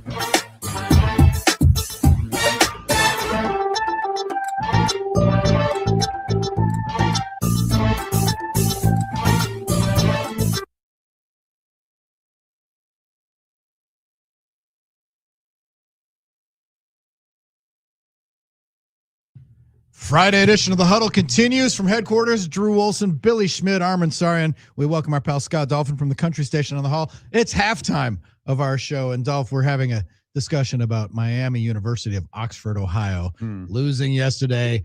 Their perfect season over. Do they belong in the field of 68 in your humble estimation? I was with the fellas last night on wing night at the bar, and we had this discussion, and most of the guys say, yeah, absolutely, they should be in at 31-1 or whatever they are. I disagree. I watched a couple of their games this year. They ain't that good. I saw them struggle with, was it Toledo a couple weeks ago? They were squeaking by teams. They won 8-9 games. Toledo was the odds on, or I think Toledo or Akron, maybe Akron was the odds on favorite to win that conference tournament. Okay. Well, I don't know. I mean, you look at Miami's resume. What jumps out at you that says, yeah, absolutely put them in? Other than the fact their record has been incredible. 31 wins. But that's what. But that most people will say that's what matters in sports, and I get both sides of it. Immutable truths on both sides. That was why I spent 6 minutes setting it up. 345th on a strength of schedule out of 360 or something. So I know this. A couple years ago, or maybe it was last year, Indiana State went 31-3 and had a much better resume, and they didn't get in. So. Yeah. I mean, that's right. Is that when they had Kareem Abdul-Jabbar too? Yeah, the guy with the goggles. So. He was awesome. Yeah, I think so.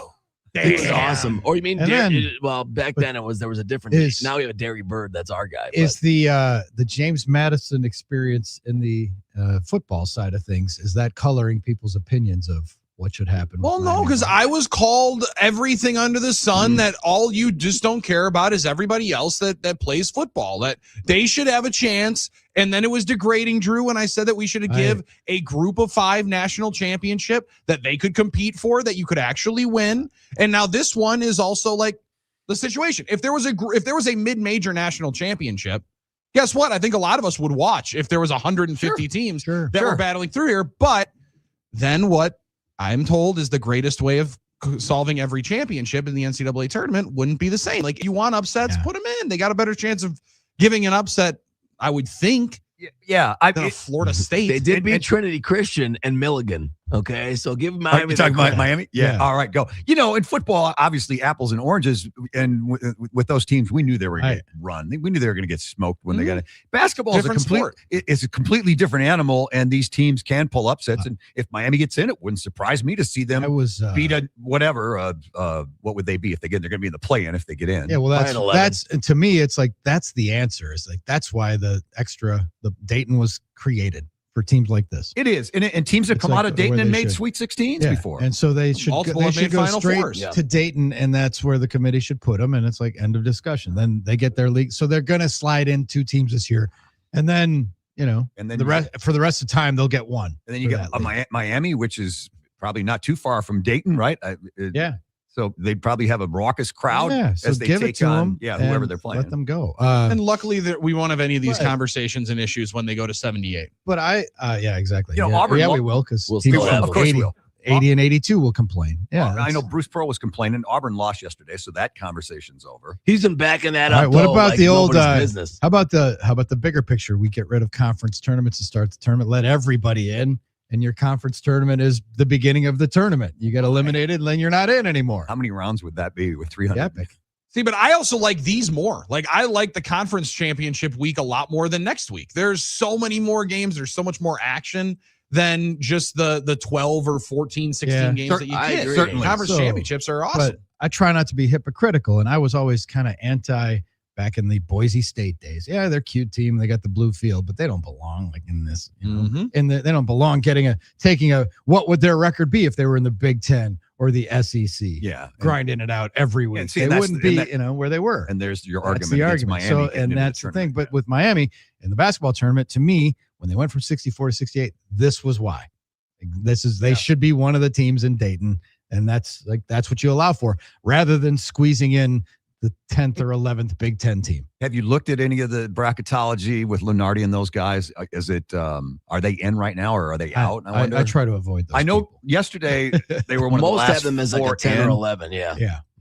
So, those guys are usually pretty accurate with one or two exceptions. So we'll see what happens. I don't think they want the smoke. I think they're going to let them in. I agree. They don't want the smoke. That's exactly that's what they're trying to avoid, the smoke. And again, we'll take it from some team that's like 18-12 in the in the SEC or Big Ten. Yeah. Like, you're gonna have to wear it and go to the NIT and suck it up. Yeah, well, who was it last night? Florida State was almost knocked off Duke last night and went right down to the wire. They're one of those teams that's whatever. Well, in 12 or 18 for the longest time, their old head coach Leonard Hamilton was the one that told Brian Butch, "Well, you guys just don't understand. You don't get it. You guys don't get it. You media guys don't get it. There's a lot of really good basketball teams out here.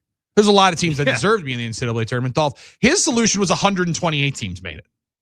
So that would add one more round, or what? Basically, it would add one more round and one twice the full amount of more teams. round and twice the amount of teams. Because there are way too many good teams. So that's way too many good teams. I almost had to pick Brian Butch up off the floor when Leonard Hamilton gave him that idea. That'd be a tall task, Billy. Wow. If you're picking Butchie up off the floor. It would have been tough. It would have been rough. It would have been rough, but I would have had, because I also had to be a little bit of a bouncer in between the two folks to be able to hold that back when he gave the "you don't know ball" deal. But if indeed it's drama, indeed it's views and eyeballs and ears, throw them in. Yeah, I'm also excited to see if they would beat somebody, how mad their alumni base would be. Right? Like, I just want them to line up against a team that then we can hear their boosters gripe about because they paid so much money. I think you want to play them if you're for a couple reasons. You're going to get eyeballs on you, and I think it's a much easier matchup. That's a great point. I don't think they're that good. I think they're going to get beat big. Now, who knows? I could be wrong. This is college basketball. Yeah, it is. Anything can happen, Armen. And so they're going to get one of those Power 5 schools that's down there in 9th or 10th place in one of their conferences, and they're probably going to get beat, but I guess that's why you play the game. I heard someone in one of our colleagues in Minneapolis say, "You want people to care about the NIT? Have Minnesota play St. Thomas." The Fighting Tommies were at the top of the Summit League. Their record wasn't as pristine as Miami of Ohio, but then they got beat by North Dakota in the semifinals, and then North Dakota ended up winning North Dakota State. So there was an upset there, but they were ahead of the league and they had the best record and stuff, and now they're not making it. Are they the only other D1 basketball team in the state of Minnesota? They might be, huh? I think they might be, yeah. I'm trying to think, but I believe you're correct. Yeah. So that would be interesting. And that's what the NIT creates. They look for stuff like that. That's fun. So yeah, that there you go. That's a pretty good first round match. There's not much fun about the NIT. Against St. Thomas. Not much. You're let down that you're there. I've heard stories about, before our time, that the NIT was just as important as the NCAA tournament. Back in the day, yeah. Al McGuire went to the NIT instead of going to the NCAA tournament. Yeah. Back in the prehistoric days. And there was a time when, we argued about this, 8 years ago, about what would you rather do if you're a coach? Would you rather win the NIT and get that development and the confidence and the juice of playing at Madison Square Garden, or get knocked out in Dayton before you're even on the actual bracket of 64? What's better for your program? And we got mixed reviews on that one. So that was Steve Lapis told Steve you. Lapis Take told me us, to Dayton. Take me to Dayton. The boosters want the 3 tournament. They want the NCAA tournament. I'm like, yeah, but the development and the winning, like, then the next year, what does that do for you? If you're a team like Marquette this year and they happen to get to 17-15, it's probably better for them. They would never say it. You always want to go to the dance. You always do. But going to getting maybe 3 or 4 extra games for those young guys would be invaluable. Yeah, maybe not. I don't know. It depends how you look at it. What is success? What isn't? Yeah, what's valuable? Because you might lose those guys anyway these days. So I'm not really sure it matters anymore. You might as well just take your Where's your tournament confidence, man? Marquette's got endless nil money. Yeah. There you go. Well, no football I don't to think compete they're going to be against. playing anymore this year in the CBI. Yeah, I don't think so. The CBI costs money to enter. No, they're not. That's a losing proposition. Yeah, that's wild. All right. Anything else on the radar, Dolph, other than Snowmageddon? How are we going to handle Monday here? It's going to be wild. They still they can't put a finger on this thing. They said it could be a foot of snow in central Wisconsin around here. It's going to be wind. It's going to be rain. It's going to be a lot of ice. We don't know if it's going to be rain or snow. Yeah, and snow. So, God, who knows? I don't know. It's windy right now. I was doing my walk this morning. Crazy. I thought the roof was going to come off this place. It was talking to me. It was groaning. Oh, it's nuts. No, that was just Billy. Yeah, I was sorry. I apologize. Billy after his breakfast. I was working out. Hey, who do you got tonight? USA or Canada? Dolph, come on. Hogan Webb against Michael Soraka. USA. Crapping out maple syrup tonight. Who do you got? Who we got? USA. Who do you got? Well, I wouldn't have taken Italy, and look what they did. All right. I'm on Italy this week. Yeah, who's Italy got? They got Puerto Rico. They're beating Puerto up. Rico. Okay. Yep. Japan and Venezuela. That's a good game. We're going to see William Contreras in action. Japan's going to win that. And I assume Churio's playing for Venezuela as well? Yep. There's some good matchups. Dominican against Korea starts it all off. Any chance to watch the Dominican Republic play baseball, I'm taking. Always that fun. I am taking up every single time. Yeah, those guys are a treat. What, 6-7 All-Stars? Way too much fun. Right. Hey, when we come back, Brooke Brighton is going to join us. We'll talk about that Show storm gets brighter. that's coming. The show gets brighter. Brooke Brighton's going to talk to us, try to steer her away from Ohio State talk. But we will talk to our pal Brooke Brighton from Spectrum News 1. Next, it's the Huddle, Fox Sports Radio, Wisconsin.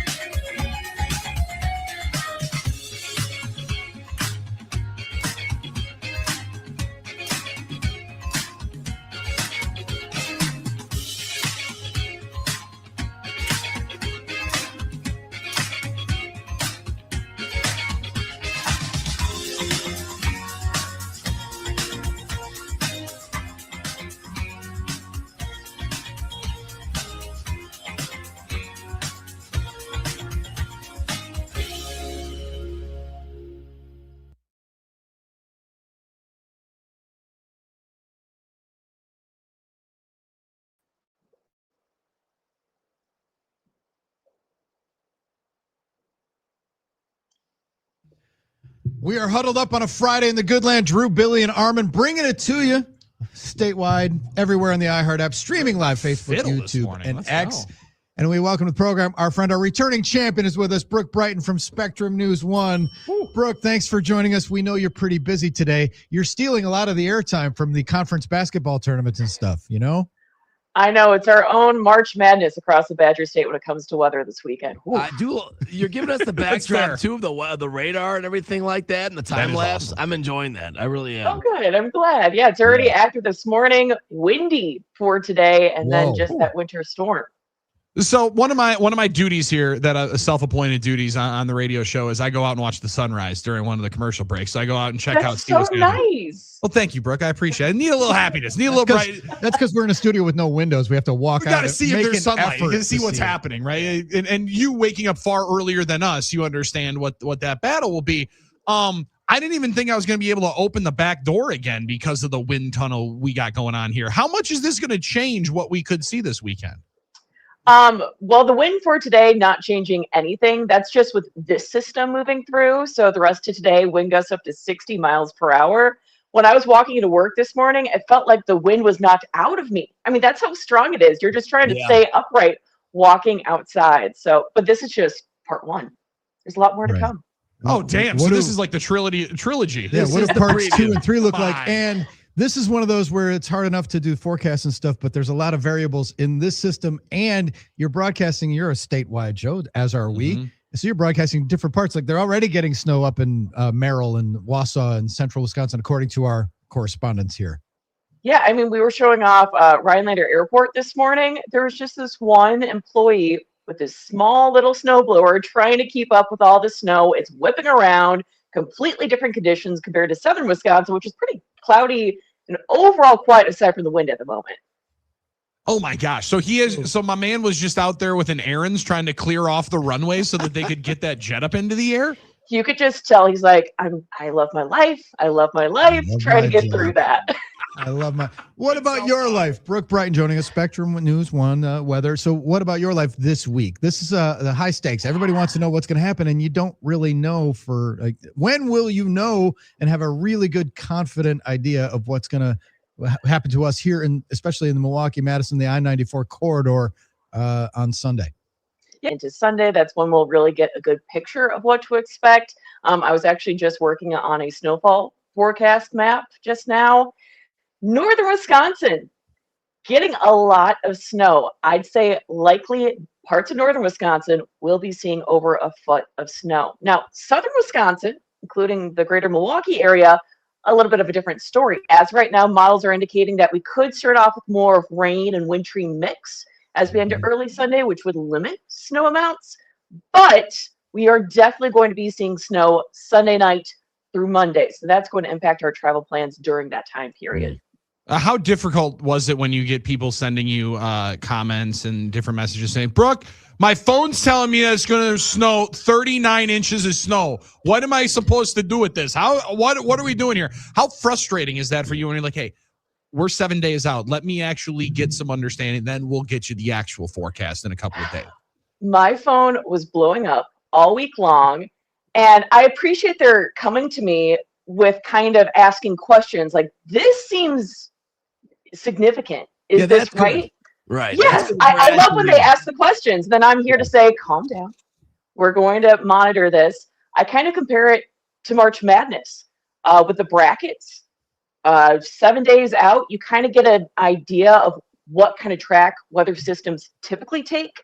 And as you get farther along into the tournament, you see which models or teams are performing well. And as you get closer to the big dance, that final championship game, you're like, okay, I can put all my marbles in on this team winning it all, or just saying what the snowfall forecast is going to be. I like that. Brooke just gave me some advice for the Potawatomi Sportsbook. That sounds like well. That's what I'm here's talking the thing. about. That's what I'm talking about. Brooke, what gets your juices flowing more this morning? The storm that's impending that you're trying to predict and nail down, or the fact that Ohio State's playing Michigan in basketball in 4 hours? Both are stressing me out to the max. I think I'm very focused on the weather this weekend. I think that helps. Well, I was going to say March Madness is going to be my time to just cool off and de-stress, but no, it's not. That game is going to be stressful. And I know my brother who went to Michigan is going to say, Told you so. Yep. Oh, so you got the family that big school time. up That's north right. and the school down south. I know. Wow, Yes. that is awesome. And then my mom went to Illinois. So we'll see the Badgers game going on, how that unfolds. So how do you work that into the forecast? Do you just like try to block out the M's because they kind of start the most important cities that you're covering? Yeah, it's definitely hard to do. Definitely tried to do that around football season, but hey, maybe if Ohio State wins today, we got to bring it back. That's awesome. That sounds like awesome. All right, so Brooke, this is going to be one of those things where Saturday's going to be pretty clean, and then we wait to see what happens on Sunday, how hard we're going to get hit. We're going to get hit in some way, some form or fashion. Is this the kind of storm that we should go stock up on bottled water and toilet paper and necessities? Will we be seeing that? I think for southeastern Wisconsin, you will be able to find time to get outdoors tomorrow. So that's great news for the St. Patrick's Day parades going on. And even with the rain and wintry mix to start early Sunday, you should be fine with travel plans overall. It's going to be Sunday night into Monday morning. If you can hold off on travel, I'd recommend doing so, just because snow coming down, windy conditions return, so visibility is going to be low for this event. We had a question from Jess Man about the Madison area. Is it much of the same? You mentioned the southern part of the state. I'm assuming there might be some differences, but generally similar. Yeah, it's looking and trending like a similar forecast for south central and southeastern Wisconsin. It's mainly going to be central and northern Wisconsin, where it's definitely going to be consistent snowfall from Saturday evening through Monday. We're really going to be seeing some of the highest snow amounts near Wausau and Rhinelander. All right, so you're trying to decide what's going to happen in the next 48 hours. How about the next 6 weeks? Is this winter's last gasp? Let's go. That's what we're talking about. Can Armen and Billy run the gas out of the snow blowers now and be confident that this will be the last major event we have to worry about? Fingers crossed. I'm hoping so. Sure, we're still going to be seeing some chances for snow here and there leading into April, but it's looking like we're trending warmer into next week. Hopefully we get those spring-like vibes back. That'd be awesome. So, and this is I've talked about this before. Every year during the state high school, either boys or girls tournament, you get this last dumping. Always. And then Without fail. 2 days later, it's going to be 40 and the snow will disappear quickly. And then you're in the whole conundrum of, do I snowblow or just let nature take care of this? True. Well, and how does it not ever happen where this would happen on Thursday night into Friday, where you would get the built-in then snow day on day 2 of the NCAA tournament? See, we got to work with Mother Nature. We got to get her the schedule, Brooke, and then I think she would help us out a little bit more, right? Always accommodating from what I've read about her. Well, I'm sure students would love if that would impact the March Madness tournament so they could stay at home and watch all the games. It would help. It would have helped me out.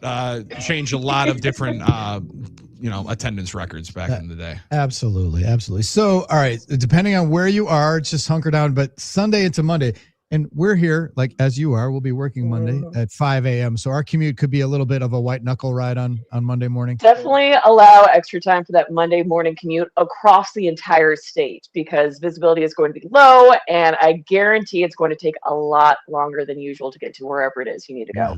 A lot of times we're out in front of the plows. I was going to say, we're starting one of the courses, which kind of helps. Brooke, did I see you over at Camp Randall Stadium? You sure did. We got something cooking up here. What are we working on here? We got not yet ready to release yet? No, I can talk about it. So we're having a severe weather special come middle of April, and my topic is regarding the big events happening spring and summer months, like the concerts and football games at Camp Randall. Maybe talking to other big venues of what their severe weather safety plan is for concert goers and fans. That's awesome. All right. Yeah. Wasn't there they get tested that every once in a while, far too often. Didn't the Morgan Wallen show occur in a downpour with some thunder boomers and stuff? And that was the reason why we had to talk to Camp Randall. There you go. Come on now. That's what I thought. Brooke, will there be any, do you just silence all the notifications now for this weekend? Because everybody does want it. We appreciate you answering the call. Thank you very much. And we apologize. One of these times we're going to call you when it's going to be sunny and 70. So you can give us a little bit easy brighter forecast. We can actually talk about sports. Yes. No, please reach out to me. I'm a weather nerd, so I'll definitely be keeping up with this event. I want to keep everyone safe. Also, I'll be interested to see some of the snow reports and snow pictures that get from across the state. We'll get a lot, I'm sure. A lot of measurements. I can People imagine. love talking about that. And You we know love what? I got 12 inches in my backyard, and I got 17 inches here. There's going to add in a couple of inches. It's going to be like a fish story at the end of the day. I had 31 inches of snow. See my yardstick that I brought out here for it. Brooke, thank you for joining us. Always a treat. We appreciate it. Of course. Thank Thanks. you Have a guys. great weekend. Thank you And so good luck much. to your Buckeyes against Michigan. We shall see. And go Badgers, too. Yes, go Badgers. Go, as well. right. We can Very both be on well the same played. team today. That's right. Thanks, Brooke. Sure. That's right. Brooke Brighton, we can go ahead and name her our current electric hero of the day. I was just going to say, superhero of the day, That's Brooke right. Brighton with Current Electric. She brightens our day. Why not brighten your backyard with Current Electric? They want to turn that thing into an oasis. It is going to get sunny. She kind of sounded like we are going to get out of this and it's going to be good. So you need to work on that outdoor oasis. Call current.com, or Realtors Home and Garden Show goes on March 20th through the 29th. Then you really can start feeling warm next week, and they can answer any questions you have. Call current.com. Current Electric, the place. Most excellent. Brooke Brighton joined us. Scott Dolphin. We got one more guest this week. Matt Lepay joins us just about 7:30. Can't wait. Live from Chicago. A squeaker for the Badgers yesterday. Closer than it needed to be. It's the Huddle, Fox Sports Radio, Wisconsin.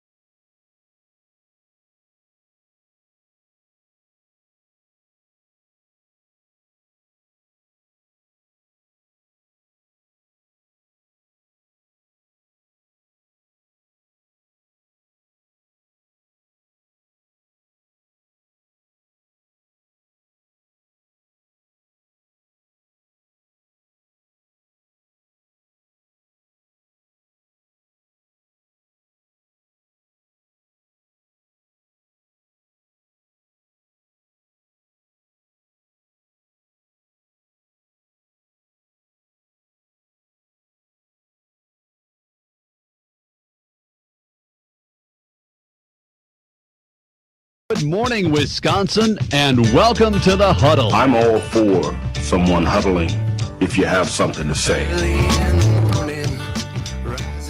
It's time to wake up and talk about the teams you love with the guys you love. It's just about getting the group together. I need you, you need me today. Let's keep touching each other. Let's make sure we feel each other. Let's make sure we smell each other's breath. Watch us on YouTube, Facebook, and X. You need 15 or 20 huddles to correlate with a number of cameras. Take the cameras off the field, and there'll be no huddle. Now gather around because it's time to huddle up. West left slot, 323 wide stick on one. Ready, be alert for blitz. If it looks like man coverage, I'll check. I'll go 200 jet. You got to cut and crack. Now cut and crack. Red right 18 bob on one. Ready, cut him and crack. If you look at this play, what we're trying to get is a seal here and a seal here and try to run this play in the alley. We know exactly what we got to do. All right? That's all we're going to board down to. Let's go out and kick the tail. All right? Hey, 1, 2, 3. Keep doing what you're doing. Get our guys after and make the play. Be right all the way outside. Wide left. Fake 396 bag. B hand. C puck. Is that long enough for you? I want you to be proud of your profession. It's a great profession. Go out there and play this ball game like I know you can play it. With Drew Olson, Mythical, legendary figure. Bill Schmid, Oh, my God. This man's been out all night. and Armen Sarian. Zip. Don't get scared now. Sanchez, we ready? Fox Sports Radio Wisconsin is on the air. Friday the 13th edition of the Huddle. Well underway as we welcome in a new batch of smart, good-looking listeners just waking up with us at 7 o'clock. Drew, Billy, and Armen bringing it to you from headquarters. We're broadcasting live, 920 Milwaukee, 1070 Madison. That's Fox Sports Radio Wisconsin. iHeartRadio app everywhere. YouTube, Facebook, and X on the streams. Our podcasts, as of yesterday, available on Spotify. Let's go. Apple Podcasts, as well as the iHeartRadio app. So you can find us. Going into a big weekend of weather, basketball, the Oscars, and the tail end, the burning embers of NFL free agency and the new league Last year. little And scraps. yet we have, so Nate Hobbs goes to San Francisco. With Godspeed. and deal up to $4.5 million. The language always good here, Yeah. Drew. That sounds like Yeah. a base deal of We about got 1 or 2 Rashawn million. Gary's numbers. Everybody's like, wow, they paid him that? Holy cow. And Then- added how many void years? Yeah, 6 years? Oh my goodness. Then we saw that the world champion Seahawks are replacing the MVP with Emmanuel Wilson. Interesting one. They signed Interesting him. one. Packers running back Emmanuel Wilson goes to Seattle, and somehow, some way, Rasheed Walker still doesn't have a home. Camping out, and I'm wondering every single day he keeps popping up on one of the insiders breakdowns as they you mentioned it, like the little embers of NFL free agency. All these insiders are just doing is grabbing any paper possible, just trying to fan the flames of that thing. Get that thing woken up so we can get some more views, get some more clicks. Once Kyler Murray signed, and it was just about done. But when they post the script of like the best free agents still available, Drury's been there all week. Then I start wondering how many teams have him as one of the best free agents available. I mean, he's going to play at 26 this season. Athletes peak at 27. And playing, he's got experience. He's pretty good. One of the most important positions, and he's above average at that position. Yeah. Right? Like, it's perplexing. So I wonder how much maybe out of whack his request would be, or I've now, as much as I love the position, I've been wrong so much on what the Packers were going to do at offensive line. I thought Josh Myers was going to get himself a pretty decent contract when he walked in free agency. He got 1 year, $3 million. Now he did get extended in the middle of his first season and bought 2 more years of fully guaranteed money with the Jets. But then I also thought, Drew, that he was benched in October. He didn't get the bump that definitely could have been pushed through if the Packers wanted to find him 8 more snaps a couple of years ago. I thought Sean Ryan was definitely ticketed for an exit in free agency, and they grab him back for $11 million guaranteed over 3 years. This one, I would think there's still no way he returns, right? Like you, as an organization, as Goody, you want to get some fruits from your first round pick. You want to see if Morgan can play. And at some point you have to just give him the keys and see if he can drive it. But man, if you're value hunting, it would feel like this might be the value that you'd have to take. Is he being blocked at all by Taylor Decker, who's older and he's no longer in Detroit? Could be. It could be. Is that where the bidding war goes? Or they have different markets. That's my question. Decker's like a 1 year, sure, 32. 1 year guy. Yeah. Some teams should go get Decker and Kevin Zeitler and let them play, and then sign them for cheap ring chasing deals. Kevin Zeitler should be a Packer in my book. Kevin Zeitler should have been a Packer a number of years ago. Yeah, I'm with you. He on that. Could still be this year. I think he's still serviceable. It does make you wonder, though. I mean, is the market what we always thought it was for Rasheed Walker, or is it not? And is there as much strong interest as we initially thought? I mean, it is hard to analyze what GMs are thinking sometimes. Yeah. And to your point, Billy, we don't know what the requests are, or if he's asking for more money or more years. I mean, someone's going to pick him up. It's just a matter of what the price is and what the situation is. And for Joey Bosa to still be out there, even there's a name: Stephon Diggs, Jawan Jennings. A lot of names are the guys. Like Aaron Rodgers. You understand some of those guys, right? Like Aaron Rodgers' age, Stephon Diggs off the field. Like it makes sense, right? Why some of those guys, Bosa, but Rasheed Walker would seem to be a guy you'd want. Now, maybe they thought that, and they're asking for a crazy number. So the only Deebo position, Samuel. I was going to say Deebo Samuel is another name that immediately jumps off the page. Keenan Allen, the skeletal remains. The tackle market also still hasn't necessarily jumped off the page, right? Like a lot of the offensive linemen have gone, but they've been a little bit more of the interior offensive linemen. Rasheed was out there as one of the top guys. Then it ended up being Jawan Taylor, who got cut by the Kansas City Chiefs. There weren't a ton of names out there, so maybe they're all just trying to hold off on the price and wait. But I do think, Drew, the closer you get to the draft, the more and more teams will also start finding themselves more intrigued by offensive linemen in the draft and say, well, we can coach this guy up and pay him $20 million less and then see if we have to extend him. The play is universally down across the league. So I wonder if the acceptance of average offensive line play is a little bit where more teams are sitting in. They're like, we won't spend what we could right now on that spot and just try to get by and see if we can hit lightning in a bottle with a 4th or 5th rounder. Do the Packers retain Trayvon Diggs? I still think that's a possibility. I still think that could happen. Effect, right? Yeah, I still think that could happen later on. And then get a full camp and get the whole thing and try to that, because there's a dude that's 27, played some football. Because would you rather have him as a reclament project or like Marshawn Lattimore? Right. Like I think they're kind of in the same wheelhouse, right? Like, and those are a lot of the players that you're still looking at that are available right now.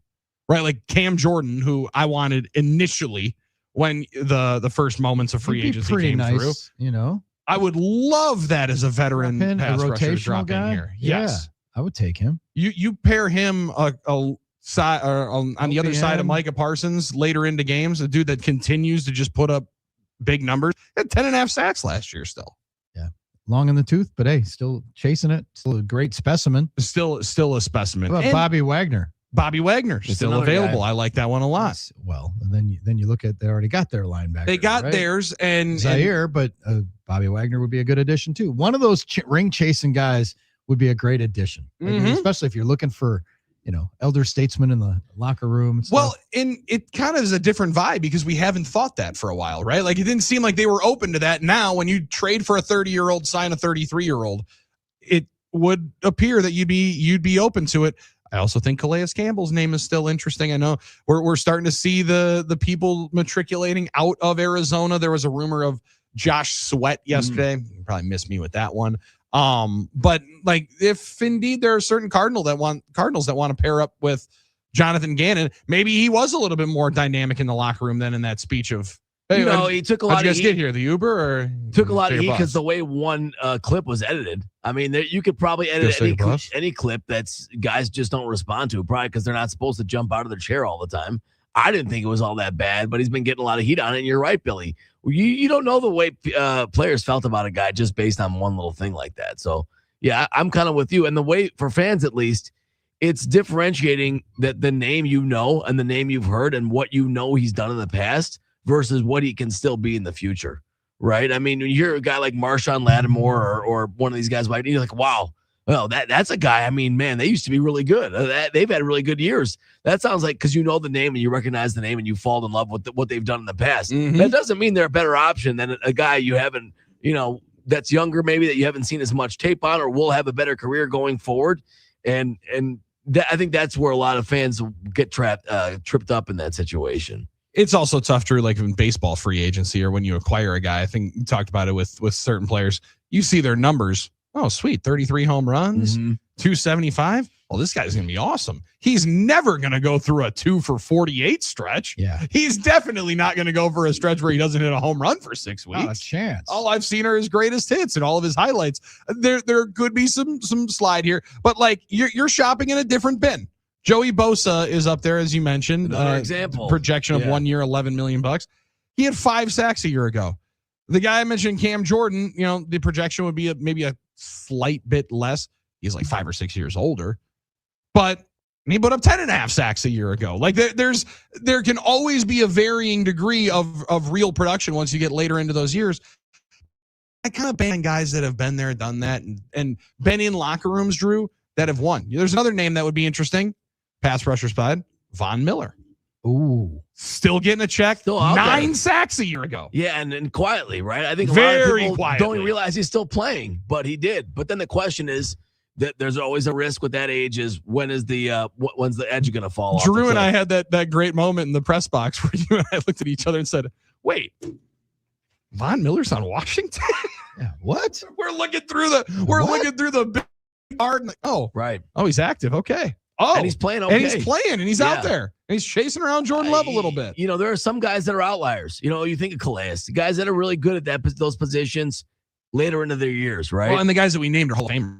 That's the like, thing. I mean, and if indeed you're going to take the swing as you just did with a Nate Hobbs, and obviously came up snake eyes, you might want to see if you can hit boxcars with a guy who has pedigree. And That's where it's at. I think that's a swing that might be worth taking for 1 or 2 more guys. Hey, Leonard Floyd, Aaron Rodgers in here. He could play there. He could be a member of the Green Bay Packers. Leonard Floyd, 3.5 sacks a year ago. No, thanks. But there's a number of different secondary players and offensive linemen still on the board. So maybe Rasheed Walker finds his new home today. But Drew, the longer this goes, the longer I think he might just be sitting here waiting, or a lot of that he's just kind of combing through and trying to figure out. I don't know. Low key, back burner need. There's a couple of tight ends that you wouldn't mind having. Well, that's a position you brought up, Billy, earlier. Like, don't sleep on tight end just because you have Tucker Kraft. It's a position of value in the league. Something teams are doing more and more. Packers use them a lot. I really wanted David Njoku at the trade deadline because that was after you found out about the Kraft injury, after you knew that was going to be a significant loss, and he was going to be playing in Cleveland for the rest of the year. Right now, he's one of those guys that's available right behind Goddard. You're probably not spending that kind of cash on it, but older player at that spot. I think Bill Huber reported that they're bringing back our guy Josh Wiley, so we do have the chance to still have a 2 bubble set with Wiley on the field along with Savion Williams. Our triple bubble trips formation is no longer going to be available with Romeo Doubs not on the team. That's tough, yeah. But I like that we're gonna get at least one more run because I think Wiley with Kraft could be a nice little pair. Njoku or Jonnu Smith would be the guys to fit. I like Jonnu Smith too. That's a nice name. I think Mo Alley Cox is a free agent still, right? Mo Alley Cox is a free agent. I'm just saying. I'm just trying to think of the available tight ends, right? Jonnu Smith would be he's a good catch guy. And then there was also Jelani Woods, who almost had a game-winning touchdown against the Packers in the preseason last year. He was on the open market. You're looking at the second or third tight ends. Yeah, right. Mo Alley Cox. Is it that funny of an idea? Just the name? No, I'm going to be honest with you. I haven't thought about Mo Alley Cox in quite some time. I'm just thinking of the tight ends out there. I'm thinking, is he on his team? I mean, he had 13 catches last year. It's not good, but I don't know what his role was with the Colts. We don't know what his role was. Okay, correct. Snaps, all those things. Yeah, like you said, Billy, you're looking for third tight ends at this point. I mean, you're not going to get, you're not getting like Hall of Famers in their prime right now. This is not the situation. If you had to decide, here we are, we're in the prediction markets today. Like, how much snow are we going to get? What's going to happen? Will Miami get in as one of the play-in games and stuff? What's your prediction? When will we have a determination about whether Aaron Charles Rodgers laces him up for another season? Well, and he's a free agent. I mean, really. He is. Right now, it's in the 50s or 60s. People just forget so that. So Kirk Cousins, so is Russell Wilson. Yeah. Will he come back and who will he play with? But what date will we know Rodgers' decision? Because is it his decision? The league tells you when it's time to retire. Minnesota, Not interested. Not They went interested. and got Kyler. They got their guy. Where else could he took a end sigh up? of relief. I mean, he's not going to go somewhere to be a backup. So unless he comes back with Big Mike and plays in Pittsburgh, he's running out of options, isn't he? Yeah, and I think you should hang it up. I think you should go out on a very, very good year. Although, maybe he doesn't want his last pass to be an interception and a pick six, but I think his never going to be a great. His last hurrah was getting them into the playoffs. Yes, winning that game at home, which was in essence for me a playoff game. Mm-hmm. Win or go home in week 17. You won that.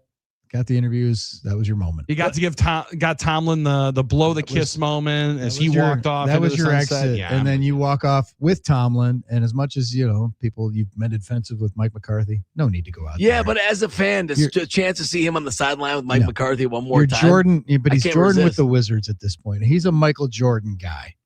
Aaron Rodgers idolized Michael Jordan. And you remember him with the Wizards? No one does. Yeah. That's where you're at. Well, and sadly, Drew, you start getting into a point where I only remember Michael Jordan at the Wizards.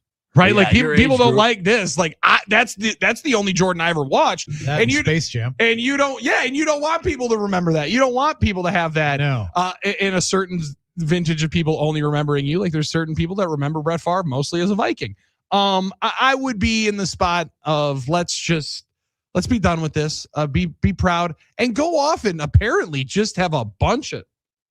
It sounds like he is just like an absolute rabbit from what I've heard.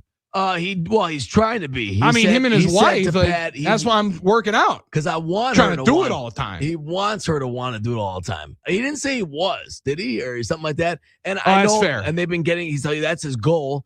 And he's been. There's been a lot of.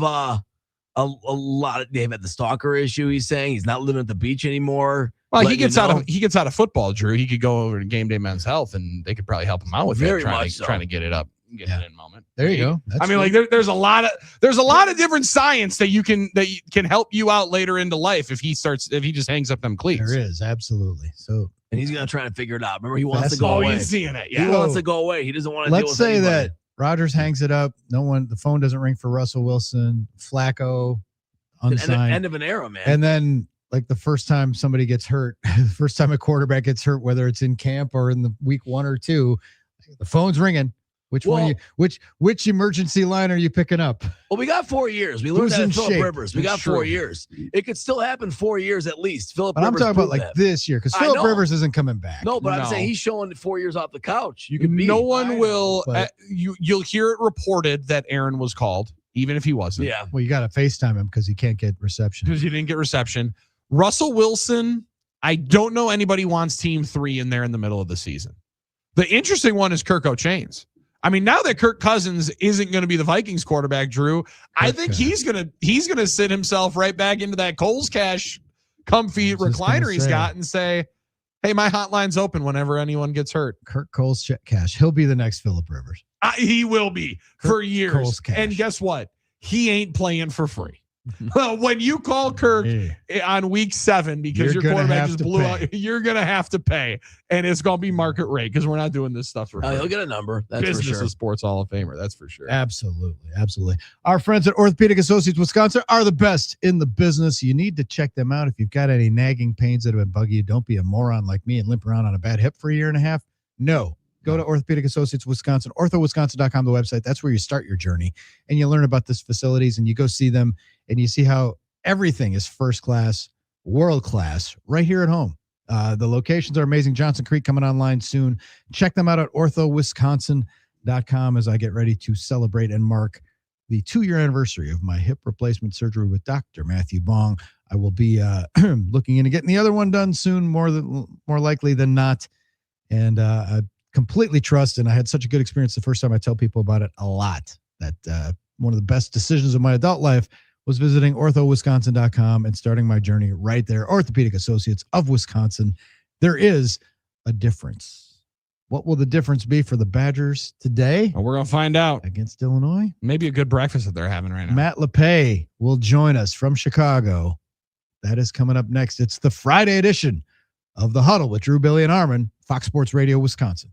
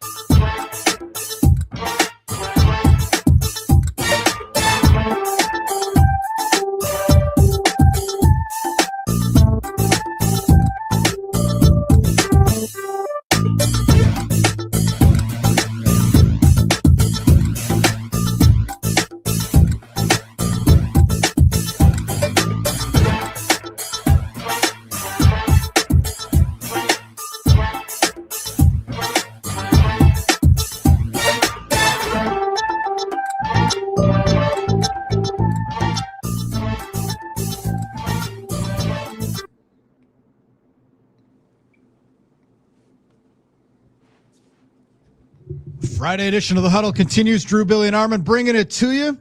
Happy to be joined by our pal Matt Lepay, the voice of the Badgers, live from Chicago, as it's another game day for the Wisconsin men's basketball program. Matt, thanks for getting up early with us. We appreciate it. Happy to do it. Yeah, game day barely. It almost slipped away, but they figured it out in the end. Well, at what point after Butchie gives the Matt, the only thing that happened in that 5 minutes is that the Badgers' 3-point shooting percentage went down. Because I think it was like an 18-point lead to a 16-point lead. All of a sudden, it's a 2-point lead with under a minute to go. When did you start feeling the energy in the arena shift? Because I feel like that's one of those things in a lot of tournament games. There's obviously a lot of red in there, but the folks that might not be from Washington and might just be casual observers tend to start cheering for the upset once they feel Mother Mo start blowing. Generally with America's jinx, Brian Butch starts to sound like the thing. Oh, yeah. Over. So you just, incredible. Hammer that live line when he starts talking. Brian is really, really good at that for some reason. Yeah. Yeah, it's a gift. It's a gift that he is perfected. Keeps on giving. Yeah. 3-point variance is a thing, right? Yeah. No doubt. And they were absolutely on fire in the second half. They slow start shooting, then they got hot. And then maybe they got a little, I don't know if complacent is the right word, but it seemed like the offense wasn't moving quite as well. And they were missing shots. It's just their splits are so obvious. When they win games, they're right around 40% from three. When they lose games, it's about 27, 28%. They went through a stretch, and that's what they were doing. And Washington, to their credit, they're undermanned, 7 scholarship players. They're a walk-on available as well, but they were just letting it rip. And I think yesterday, too, Washington's ability to hit the offensive glass. Hannes Steinbach is one of the best players that people don't know much about probably in this part of the country. The guy averaged a double-double in the Big Ten. He was third team, all Big Ten. So think about that for a minute. A name you just don't hear, yeah. He was getting a ton of rebounds, and not having Nolan Winter, I think it kind of showed. Maybe you could make that argument yesterday, and that's what makes today more challenging when they're playing the tallest team in the country in Illinois. Not having Nolan Winter out there, they've won 2 games without him, but you could kind of see that the work on the glass, they miss a guy who in his own right is close to averaging a double-double per game. It's going to be a factor today. Matt Lepay joining us live from Chicago. The onions category, Andrew Rohde hitting those free throws, man. Like that was your senior. That's where you got that guy with the experience. And I was wondering when he went in and when he calmly hit that first one, it's like, okay, game on. It's kind of amazing what led to that, because there was maybe a rookie moment. Wisconsin's up 1. Alexis Bielyauskas has the ball in the baseline, and Steinbach fell. So you will not have a more clear path to the basket in that situation than Alexis had. But you got to, you're a rookie. You're going to make this decision. Are you trying to burn time, or you go get the bucket? You're back up 3 again. He instead passes it back out to burn off maybe 2 or 3 more seconds. But those were the only 2 points that Rohde had. He had early foul trouble, picked up a couple quick ones in the first half of the game, and for him it seemed like a while that he was waiting to shoot those free throws. It was a 1-and-1 as well. So yeah, a lot of credit to him. Sometimes it's not how many points, it's when you get them, and there's a prime example of that. When that rookie passed up the dunk, in that moment, I thought, here's what goes through my mind. I'm like, well, just don't hang on the rim. Because it's like, that's going to be the only way you could screw this up, is by hanging on the rim and getting a tech of some kind. That's a great point. Because it was a path to a dunk, and I'm like, he's passing. Yeah. Okay. But he was actually good for these guys. He had 8 points, 9 rebounds. He did a really good job on the offensive glass. But yeah, those are the kind of, as Butchie said, and he was spot on with it. Every now and then he says something that makes sense. It works every once in a while. A lot of the time he said, make that mistake this week, not next. So this is as much as you want to win this conference tournament, if it lays out for you, get yourself ready for next week. And there was a pretty valuable teaching moment there for a freshman. Well, and that goes into what I was thinking too in general. And we've talked about this before, but conference tournaments and how to manage them and the importance of them is always difficult, right, Matt? Because as competitors, you want to win every game, every tournament you're in, and you want to compete. But sometimes there is this idea, well, loss isn't the worst thing because you get the rest, you kind of recalibrate. It's always a difficult thing this time of the year, isn't it? It is. In the moment, you can see the competitive nature of course all of these teams out here. But in doing this for a while, and this conference tournament in the Big Ten started in 1998, so it doesn't really have the history that the ACC or the Big East and all the tradition there. I've talked to people in other programs where if they lose on quarterfinal Friday or even Saturday, you're disappointed in the moment, but you're okay.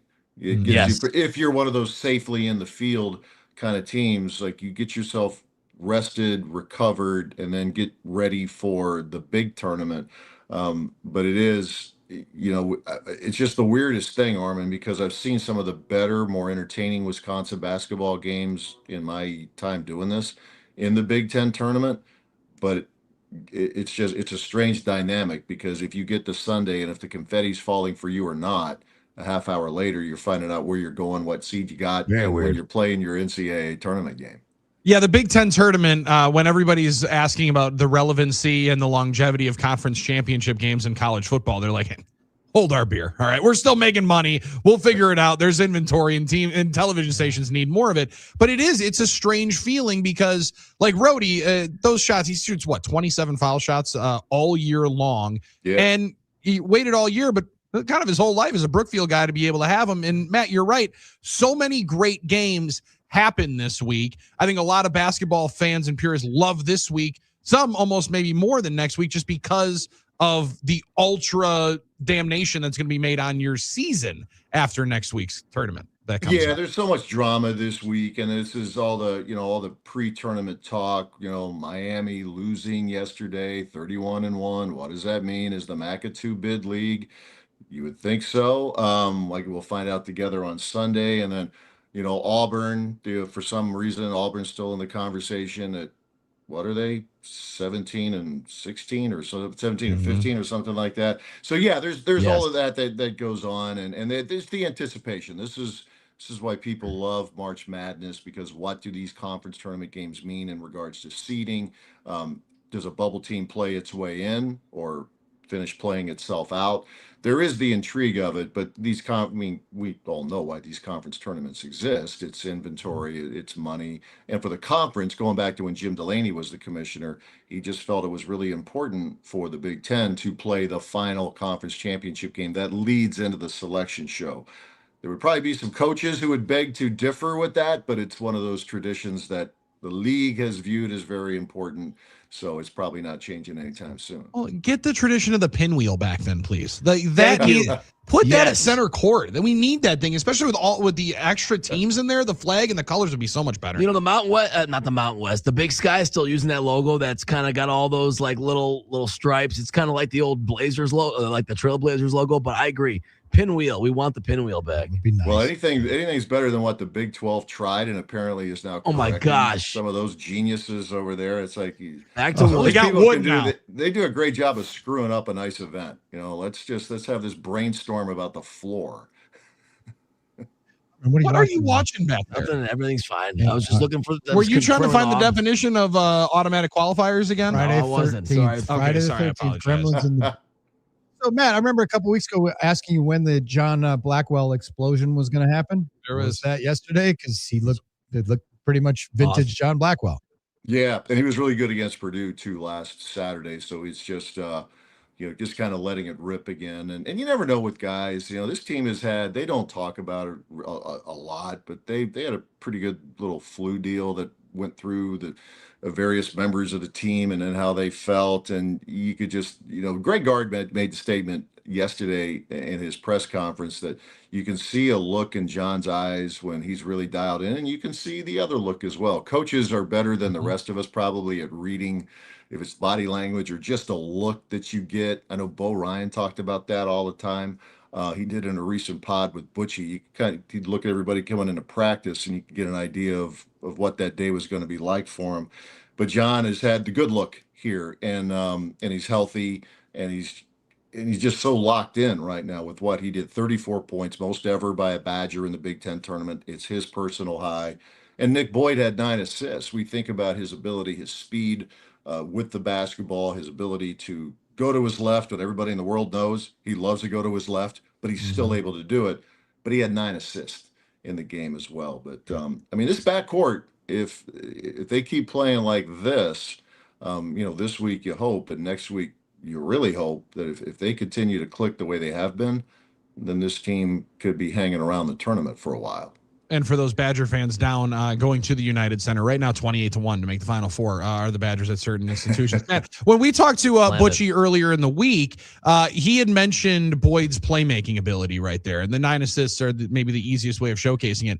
How cool is it to be able to see them defer is almost the wrong way of putting it, but John's stroking it like he was no pause from downtown yesterday. Like, you're going to continue to roll the hot hand, but it doesn't seem like they hold back and take turns. That's a pretty mature way of being able to play.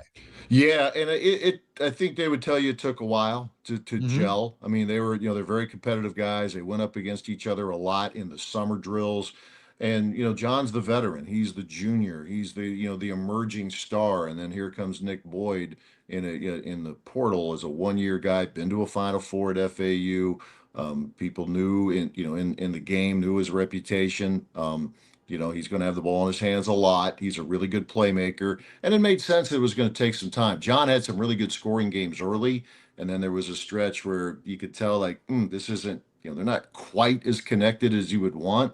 But that seems to have been corrected, obviously, of late. I mean, it's just, I just remember went into summer practices, went to a few of them this past summer when Nick Boyd was there. And not the first time I went in there, I was talking to one of the staffers, and the staffer said, the bigs better be ready. Like, everybody better be ready because it's coming.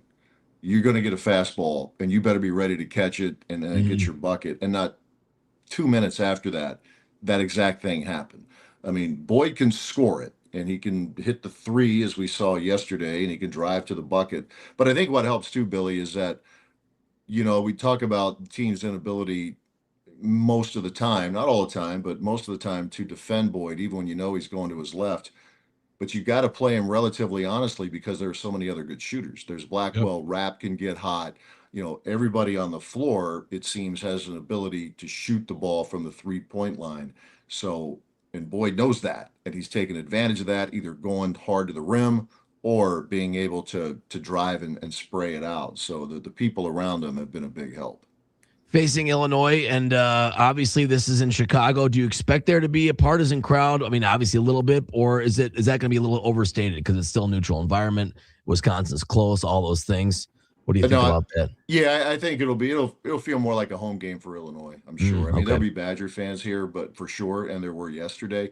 But this is when Illinois is playing, and particularly when it's good, like it is this season, playing in Chicago. I think this will be the first day with genuine energy. It was decent yesterday, I guess, but this will be the day with the energy. And you've got the top 8 teams.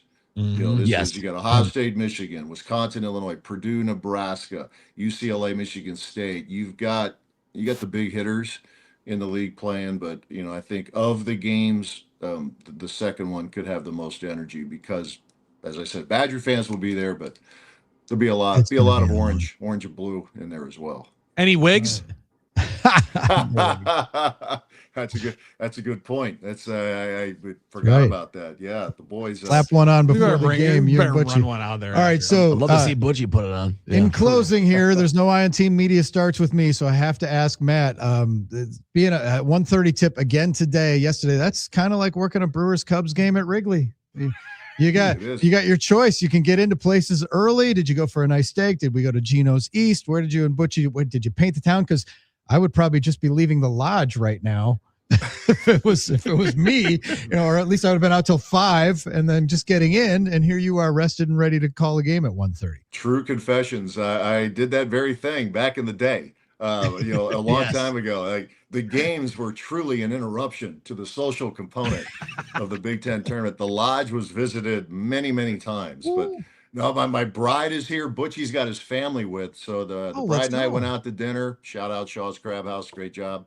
All right, and we will be dining again in the city tonight. And Butchie, I think his they got to go to Legoland. Going to tell him take the kids to the pool and get out of my way. One of those kind of deals. So, where I'm at? A few I'm options at the pool down here. That's free. And then tomorrow, for sure. St. Patty's Day. The river juice green. Tail hour starts at like 6 a.m. So it has all the makings of a rough weekend. Well, I'm sure it is. And I think I heard a train in the background earlier, so I know they got you guys in a great spot right there, probably by Union Station or something like that. Listen, don't get Billy's favorite, which is deep dish. I mean, lasagna. Lasagna, you know. Geno's East. Yeah, Geno's East. Yeah. Pequods. You got to go there once a year with Rock.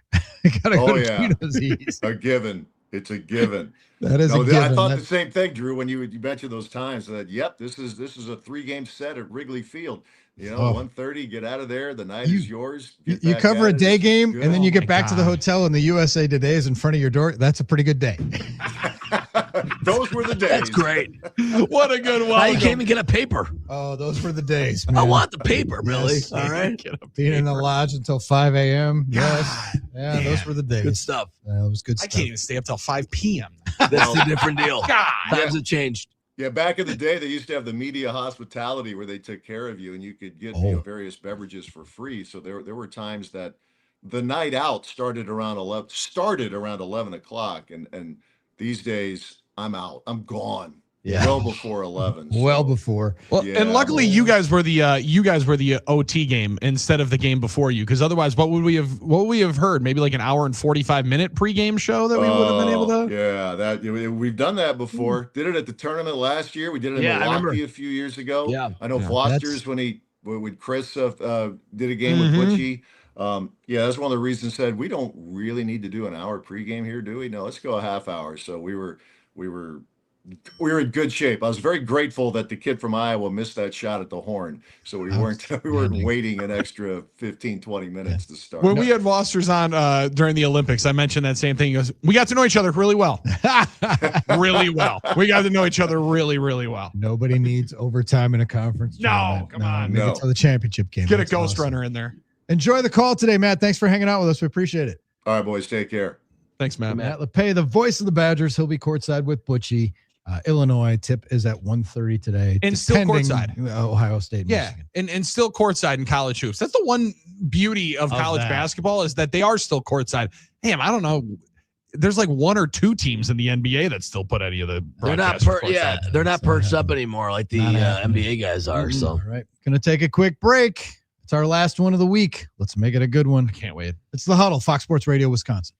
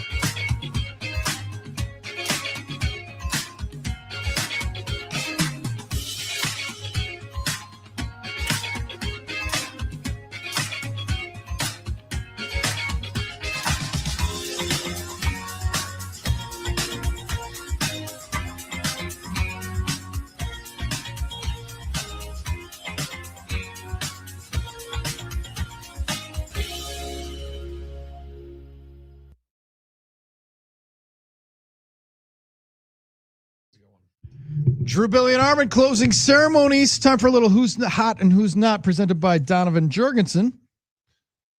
Well, I got a couple of hots that Donovan Jorgensen would be doing on the heating side of the heating cooling. About Micah Parsons. Man, while Micah Parsons is rehabbing from that torn ACL, Drew, my man's having fun.